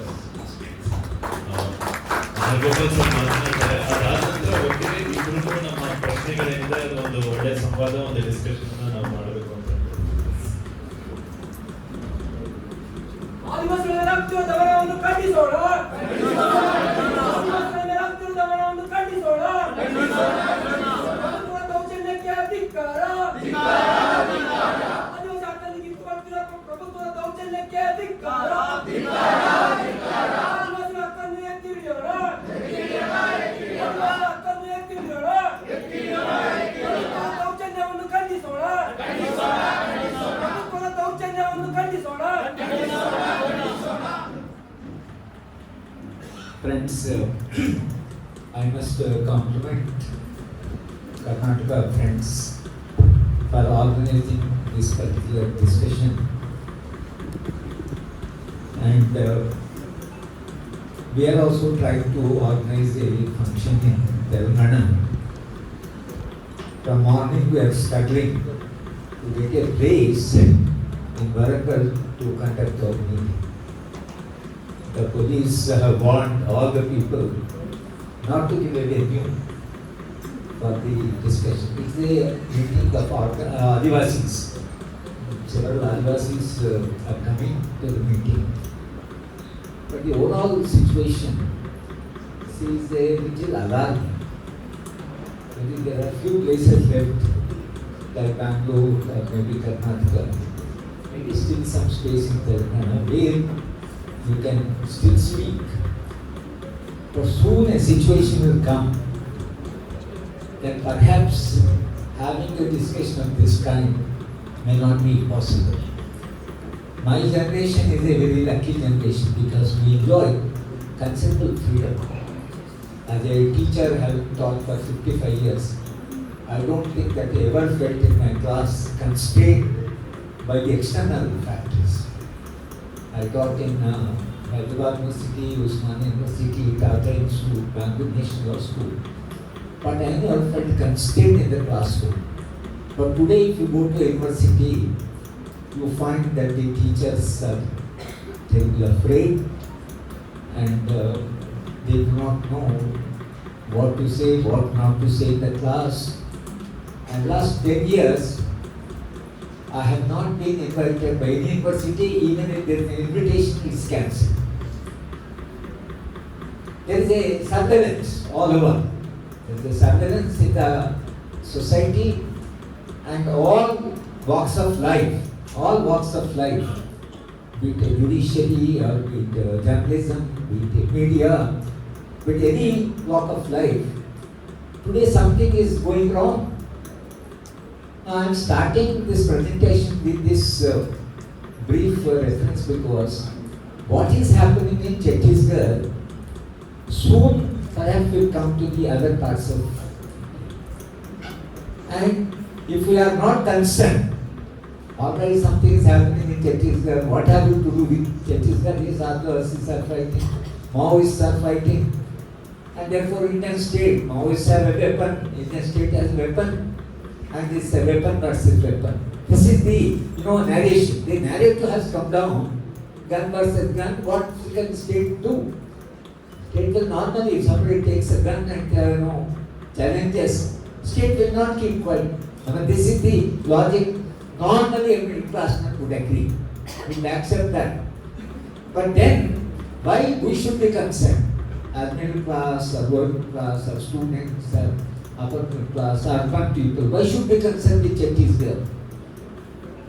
My only submission is, what is happening in Chhattisgarh will not stop there. This is history.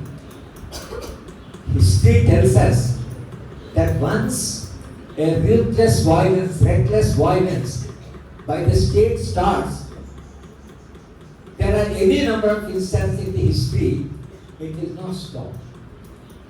And we have seen Hitler, how after one section, then he started completely swallow the world. We are now seeing, the violence and the kind what's happening in Palestine. Children are being killed. You see Al Jazeera, you can't sleep. Terrible violence. Children are born. You see small children, young children, they have not even seen the world. They are yet to see this world. But those children are shot dead. And you see the children in the hospital, people are starving people are bombed. Now this is the character of a ruthless state. So what I should understand is, the state, because I teach political science, the state is the institutionalized force. It is an organized force. There is an army, there is a paramilitary force, there is a huge police, there is CRPF, there is any number of forces. We have to ask a question that why state has such a huge force which is weaponized. Everybody has a weapon. And we as citizens do not have a weapon. The state has weapons. It's a monopoly. The only exception perhaps in the world is America.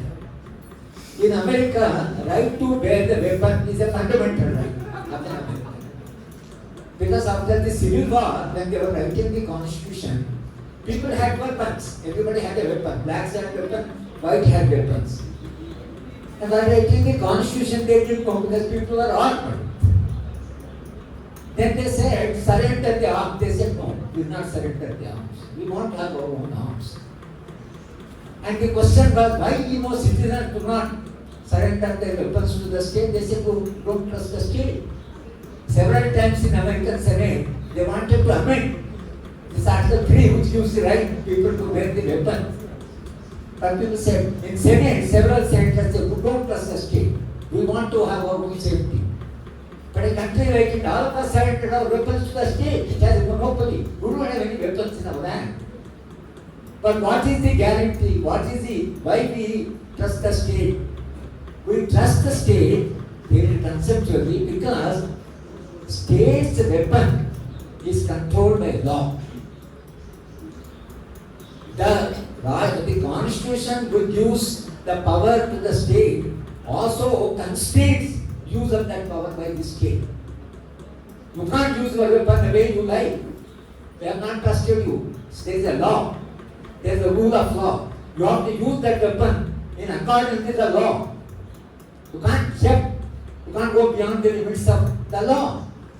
Suppose we go beyond the limits of the law and start using the weapon the way you like, as they have been done Chhattisgarh, then what is the difference between private violence and state violence? We always discuss private violence, good eyes or whatever is there. We don't trust because the Gundas have not a law. State has a law. Police is controlled by a law. If you violate the limits of the law, you are punishable. That is our confidence. No, if they can't use it, they may go with weapon.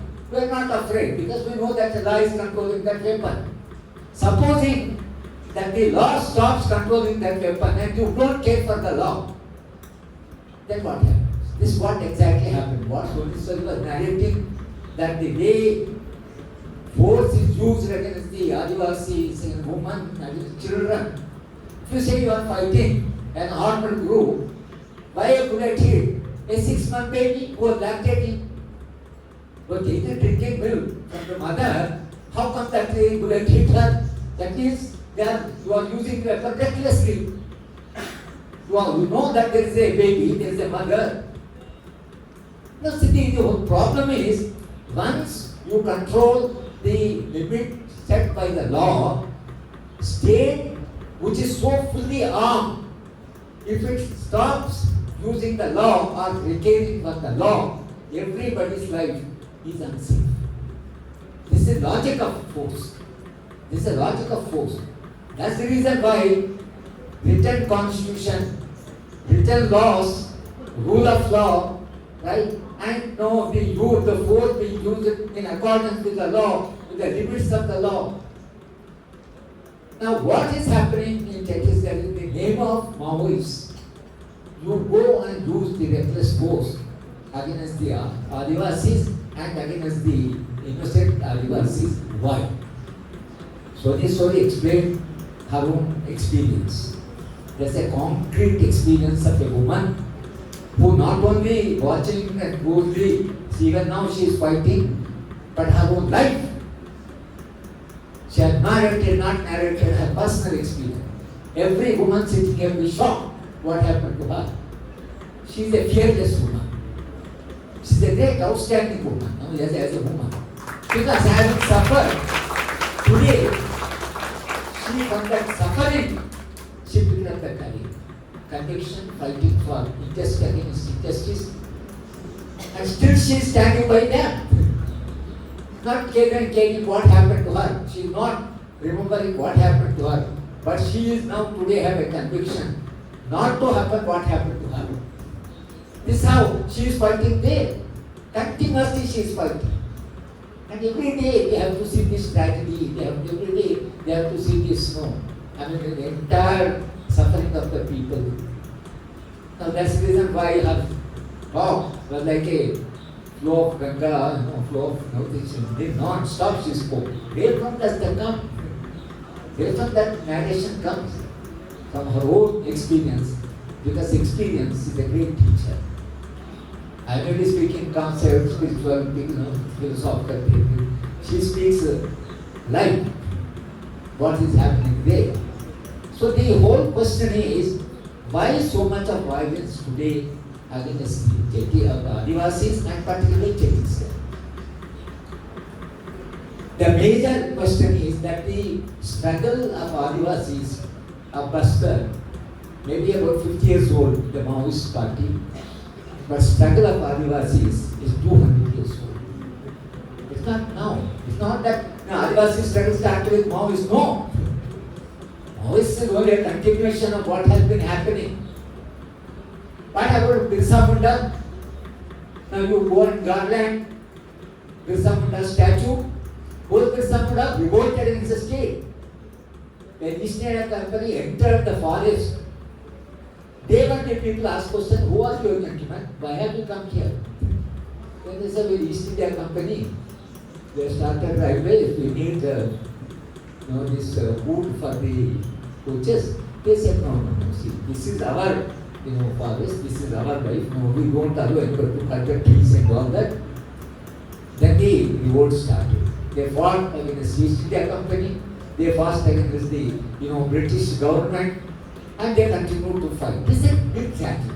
It's a big tragedy of the tribals that they have been fighting for the last 200 years. What is that they are fighting? They are fighting for their forests.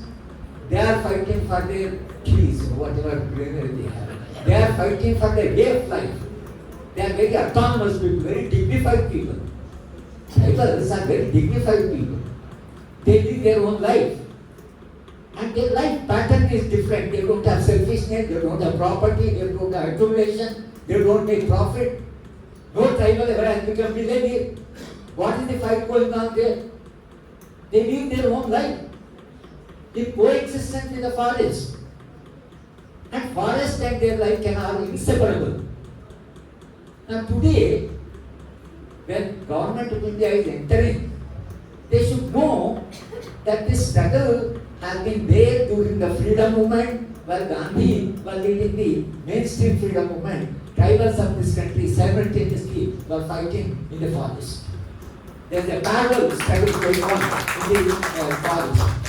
Precisely for that reason, because tribals have been fighting, when the Constitution of India was being drafted, since the huge experience was there, and Jaipal Singh, again another very important tribal leader, you must read in the Constituent Assembly how he spoke when Constitution was being made.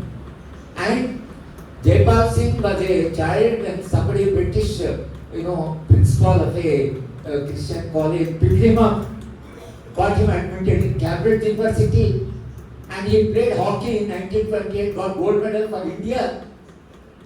And he came back and he started fighting for the tribals.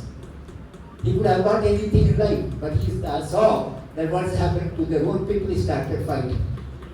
And incidentally, he became the member of the Constituent Assembly. In the Constituent Assembly, Jaipal Singh started arguing that we tribal don't trust you. Read the Jaipal Singh's lecture in Constituent. He said, we don't trust. We never trusted any government. When Nehru moved a resolution, Jaipal Singh said, we don't trust. Number one. Second, today it will be blasphemy if we say what this is. Jaipal Singh said, he said, Jaipal Singh said, all of you are sitting in the parliament have come outside India. We are the indigenous people.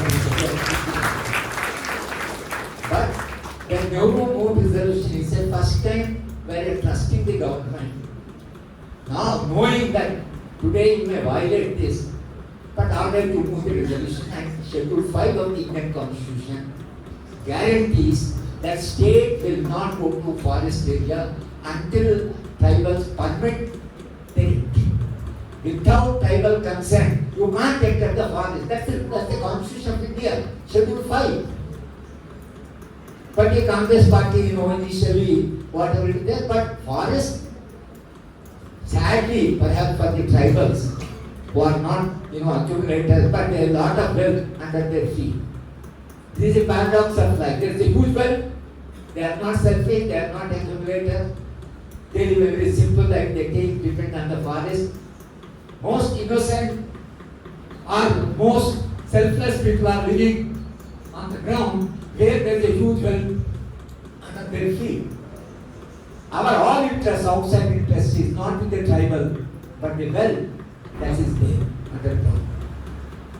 Perhaps Chhattisgarh is one of the richest mineral area, richest minerals are there in Chhattisgarh. Now, unfortunately for tribals, Soni Sori, now they say that they have found out that there is a 200-hectare gold mine in Chhattisgarh. I hope it's wrong. If it's right, if there is a 200-hectare gold mine in Chhattisgarh, I think the tribals life finished now. Chhattisgarh finished. The gold will be such a metal that this government, come what may, they will go for that. There is a huge, rich mineral resource in Chhattisgarh or in the Adivasis. Where is this struggle going on? Not only in Chhattisgarh, Jharkhand, Central Bihar, Gadchiroli, Odisha, Telangana, West Bengal, and now part of Andhra. Tribals are fighting in all these areas. Why all the tribals are fighting? Because there is a mineral resource. And government of India thinks that unless you explore these mineral resources, our GDP will not go up. Our nation income will not, the GDP will not go up. If you want to become the richest country, with the Prime Minister is claiming by 2047, then one way of what you dream for becoming a richest is by exploiting the natural resources, the mineral resources. So the struggle is between the Indian state still, if a national mineral development corporation goes to Chhattisgarh, still they can negotiate, saying that for the country's development, where a public sector corporation will take care of your interest and allows to explore. There is a possibility. But today, they want to hand over this resource to the corporate. And corporate are putting so much of pressure on the state. Please, give us Chhattisgarh as soon as possible. We want to go earliest because we have to now take the resources. Because we have to now develop, this country should develop faster. Faster for what? GDP may go up, wealth may go up. But then, at whose cost? What is the place of tribals in this development? Are you promising better schools, better health, better housing, better food? And not displacement, even little displacement, take care of them and see that their life is much better than what we earlier life. Is this a debate now? Are they negotiating in Chhattisgarh with the tribals? Can't the government explain to the tribals what is that they are meant for? But no. Now after you promise in the constitution that you shall not enter the forest unless the tribals consent for it. Right? Now, Indian state again started entering the forest after independence. Again tribals were fighting. When the tribals are fighting, Congress party, which was in power, adopted two methods, carrot and stick.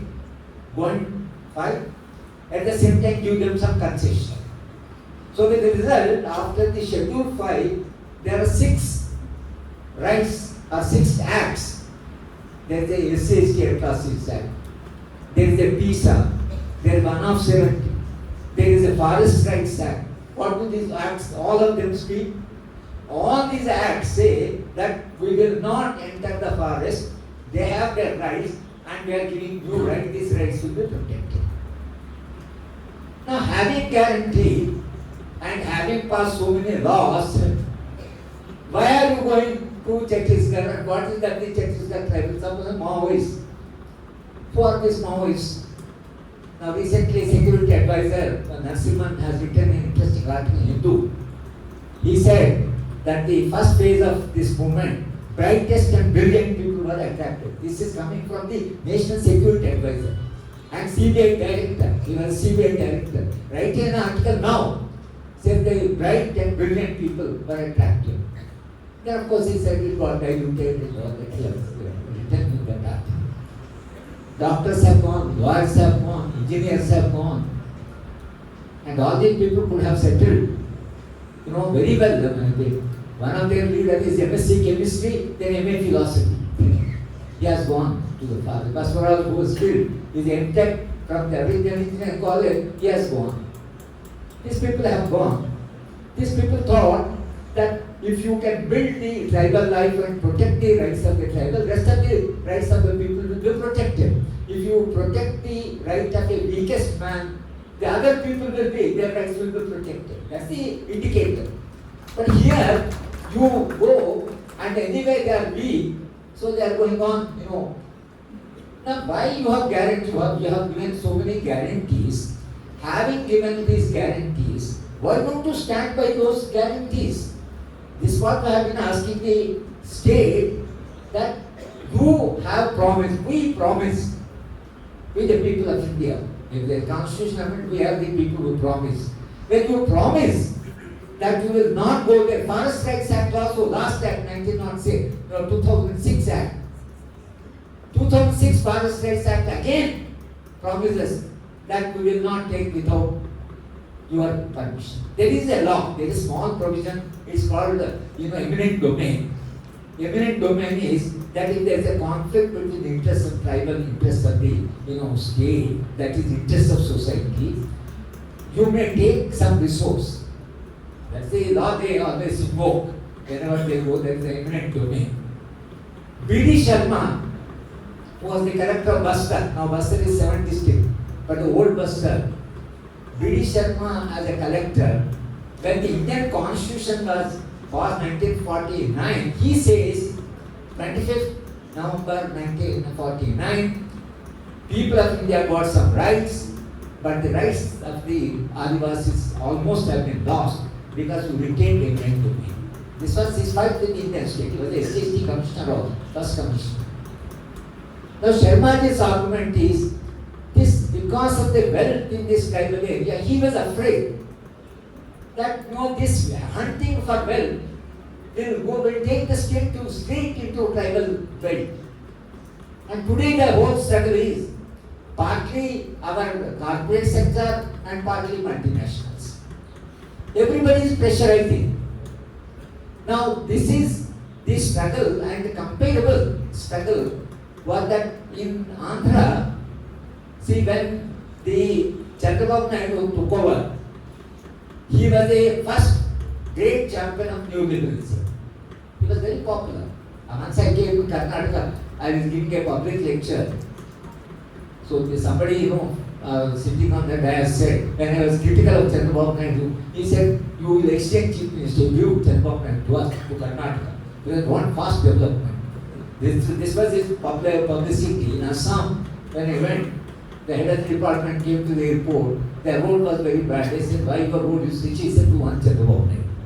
And Chandrababu Naidu's popularity was very high. But Chandrababu was popular because of neoliberalism. What Chandrababu has done in my state, what type of violence was let loose on the people, how the encounter started, how the civil liberty people have been killed, how Haragopal was kidnapped, all this happened during his period. Because he was committed to this neoliberalism beyond certain limits. Same thing is repeating now because neoliberalism is a much higher peak, it's a peak now. So therefore, similar condition prevailed as civil liberties people were killed in Telangana during Chandrababu period. Now everybody, in Chhattisgarh is facing this type of, violence. So friends, the problem is that first, as citizens of this country, because they are very young, girls and young women, we must understand that once state is let loose, it has no control. This is the history of the state itself. We created a state. In political theory, we came on how state came, how origin of the state, why human being needed a state. Two persons who said human being will be totally free when the state disappears. One was Marx, other was Gandhi. Gandhi also said as long as state is there, human beings are imperfect. A liberated human being is the one who does not need external force. Somebody asked Gandhi, you are talking of the stateless society. How is there the anarchy in the society? Gandhi said, no, my human being in my society will be so enlightened that everybody will respect everybody will love everybody will cooperate with other person. They are human beings cooperating, each loving collective human beings. So they are not the anarchy. Enlightened human beings, that's what Gandhi said, enlightened anarchy. When Dhamma says if they lead to anarchy, says it's enlightened anarchy. State will be there for quite some time. When we come to stateless society, it's a remote possibility. But the state, if it starts using force recklessly, it will not stop. That is the character of the state. That's the reason so many constraints, judiciary, controlling the force of the state, using force very responsibly, using the force very consciously, using the force with the conscience of constitution. Today, it is what Soni Sori narrated is that control of the state by the law has completely gone. There is no rule of law. There is no rule of law. They have used their weapons, and now the new technology has come from Israel, and you have seen how the rebels were hit from the Israel, somebody sitting there and straight away it is coming back, hitting him and killed. The leader of Hezbollah in a meeting, it correctly came and hit and killed him from remote. You don't need to come with a weapon to kill. You can kill somebody from a remote area. If that is the way technology develops, imagine what happens that technology being monopoly of the state, which is not accountable to the people, not accountable to the rule of law, to the constitution. So this is the worry that is now bothering us, and therefore when we initiated peace talks, what do you mean by peace talks?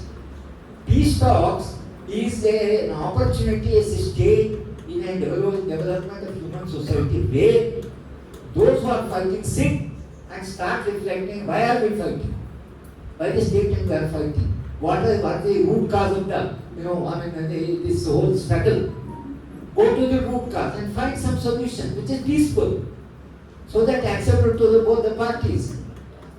So peace is a state of society where all of us can sit and reflect and then say that what are the root causes of Chhattisgarh? How do we arrive at a peaceful solution to the problem? That is peace. Peace is not a graveyard peace. Peace is a lively, peace is a life. And we in Andhra Pradesh, combined state of Andhra Pradesh, we had peace talks. And it took us a decade to convince the Maoists and the Indian state, our own state, to sit together and talk. We have been telling Chief Minister that they will come, you sit, you ask them what is that they want, you tell what is you want, and find an area of convergence and bring back peace. Then we approached the Maoists, and we were 15 people. Karnataka also can have similar, because Karnataka also has a vibrant civil society. And S.R. Shankaran, who served with the Indian state for 35 years, a absolutely selfless man, and he's absolutely, you can't imagine what a man he was. I just give one instance to introduce Shankaran. Who is Shankaran? Shankaran used to distribute his own salary to the tribals and to poor people, but tell them that this is government money, his salary. But he said, this government money, government kept some money with me, I am distributing. So once I asked him, sir, why you don't say that you are giving the money? He said, poverty is a great burden, and gratitude is an additional burden for the poor man. You should not add additional burden to the poverty-ridden man. Therefore, I don't say that I have given them. But imagine the sensitivity of person. After retirement, he came back to Hyderabad because he is the AS order from Andhra Pradesh, and they had a very leading journalist, Prof. Venkateshwara, very committed journalist. He is a leading figure. He is a father figure among the journalism in our state. Then we had Kannavina, was the PUCL president, fought all through his life for the Naxal cases. We had Tarakam, was a leading Dalit leader. We had Jaishankar, who was a leading the Telangana movement. We had a Godan Ram, who played an alternate role in the Telangana movement, almost the role that KCR played. All of us were there. And these 15 people, we went on negotiating between the Maoists and the Indian state. We went to Chandrababu Naidu and said, see, this violence cannot go on, the killings are going on, civil liberty people are being killed, society is worried, and this should stop somewhere.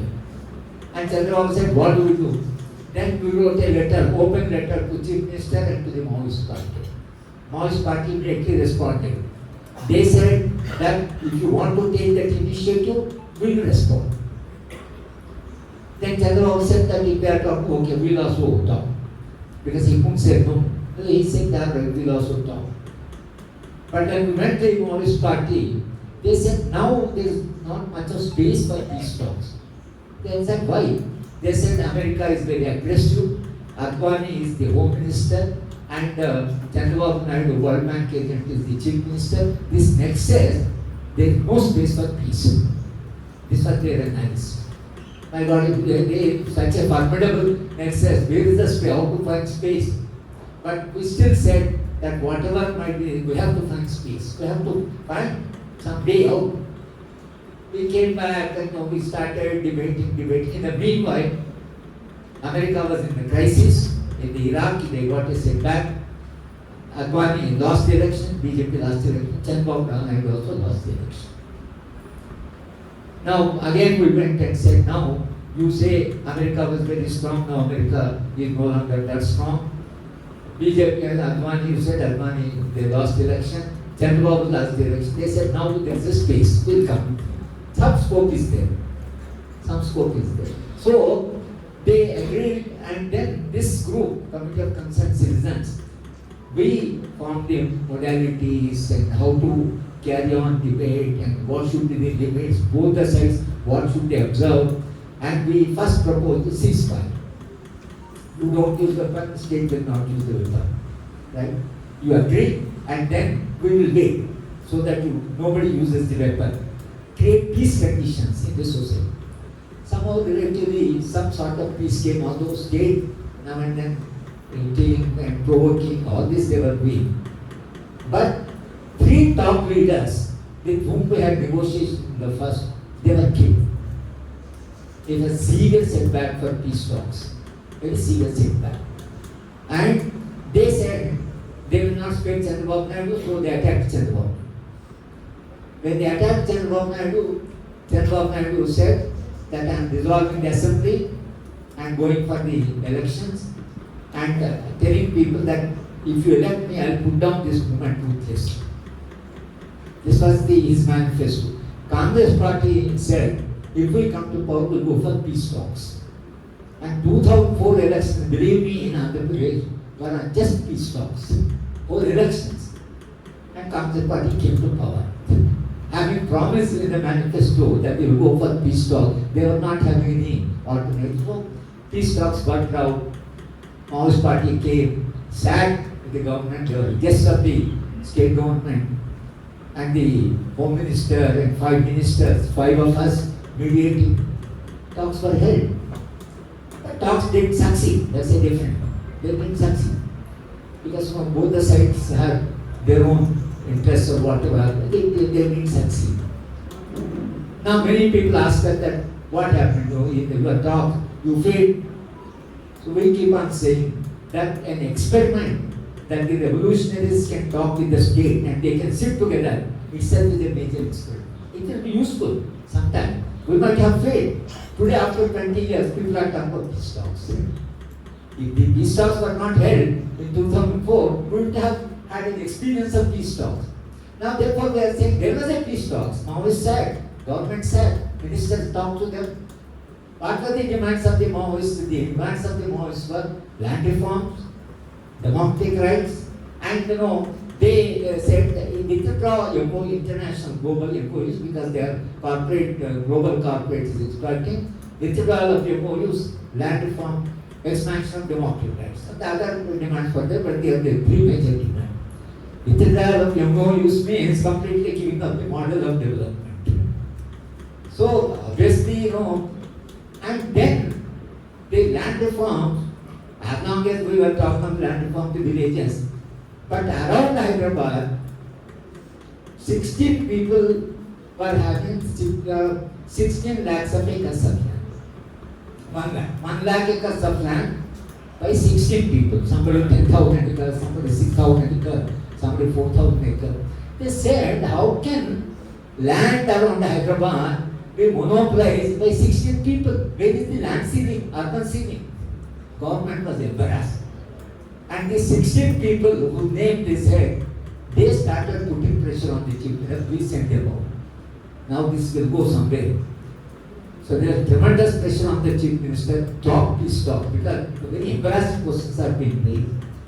And the peace talks in some form are there, but an experiment was made.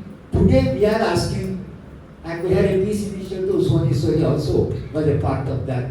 But our very first meeting at national level, they got hold of 2 people, they tortured them, and so they given the middle class character. The peace talks in the very first collapsed at the national level. But we keep on demanding, because if you have peace talk, this loss of human life on both the sides. Number of police people are also killed, officers are also killed, innocent drivers are killed, children are killed. This violence should stop. What is the way that you can stop this violence? Through peace talk, through negotiation. There is another way. State also, taking an interest and, on talking, that will civilize the state, that will make the state a little more democratic. And Indian democracy will expand.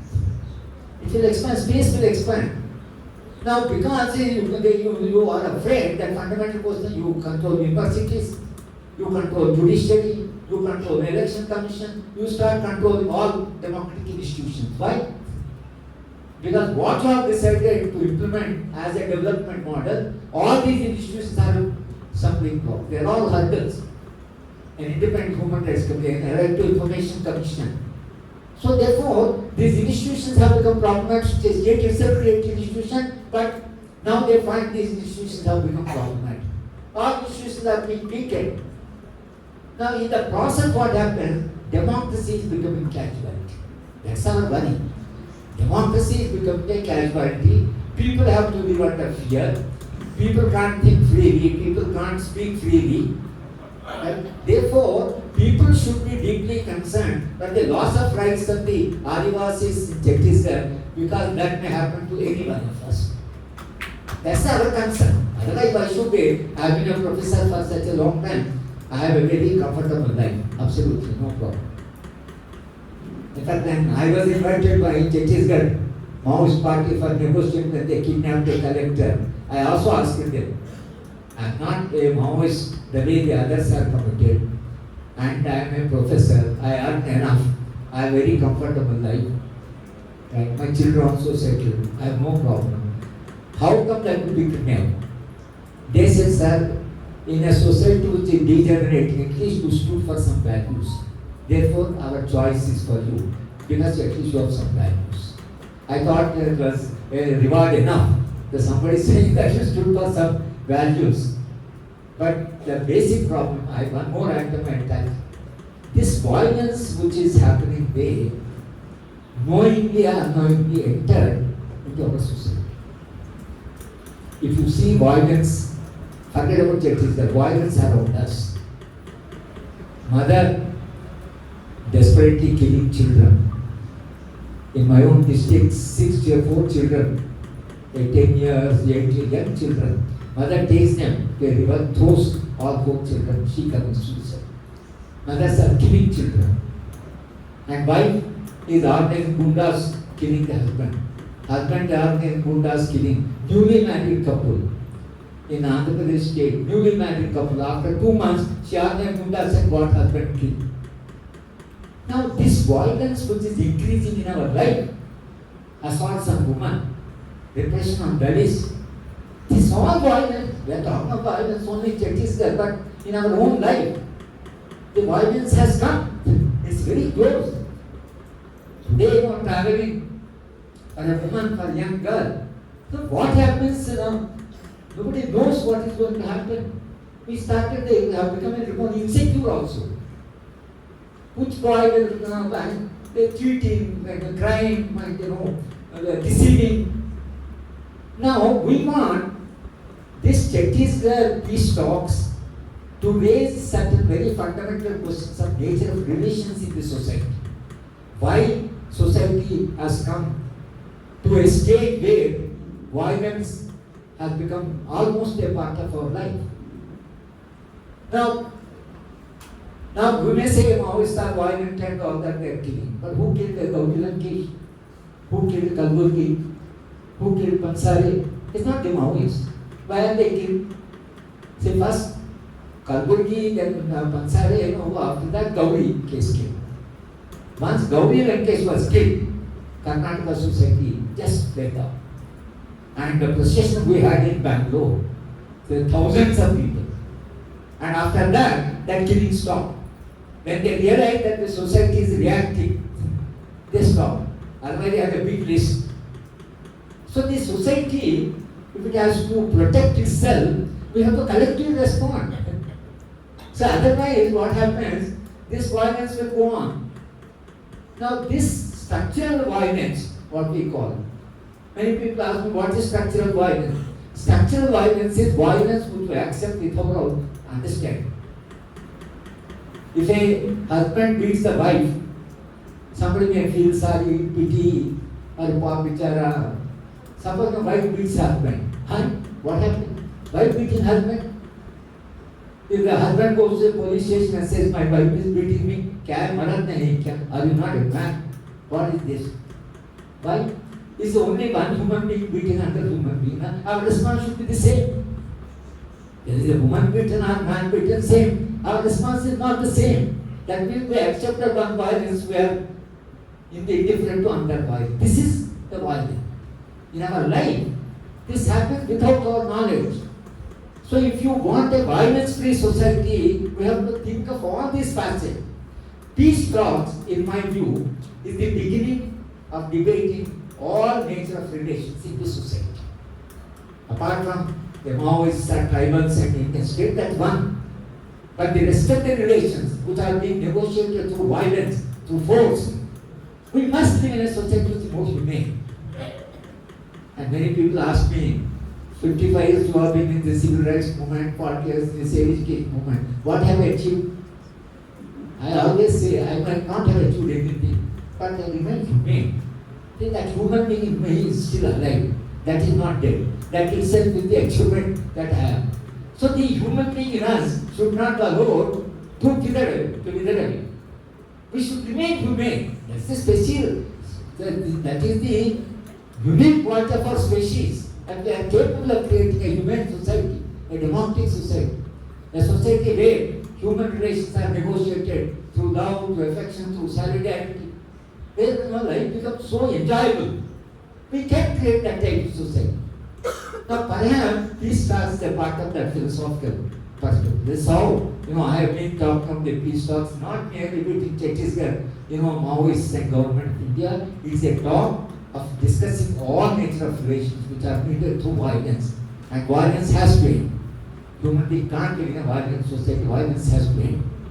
And this debate on Chhattisgarh is one beginning of initiating a larger debate for creating in my view, what type of society? I always say a society which is economically egalitarian, politically participating, socially harmonious, right? Morally elevating, aesthetically pleasing, and ecologically sustainable.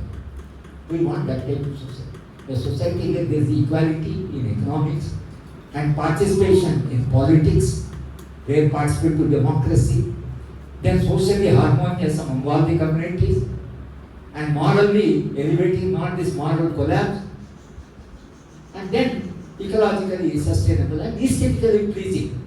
I always find the Karnataka housing is a little more pleasing. The architects here, little house, but there is a little twist. In Hyderabad, I find bland type of houses. But here you look at the house, it looks a little pleasing. Sometimes that also adds for happiness. So I think there is a multi-dimensional development of a society. All of us perhaps have to work in that direction. As a part of that, peace talks in Chhattisgarh, consider that as one of the beginning steps of a society which is more humane.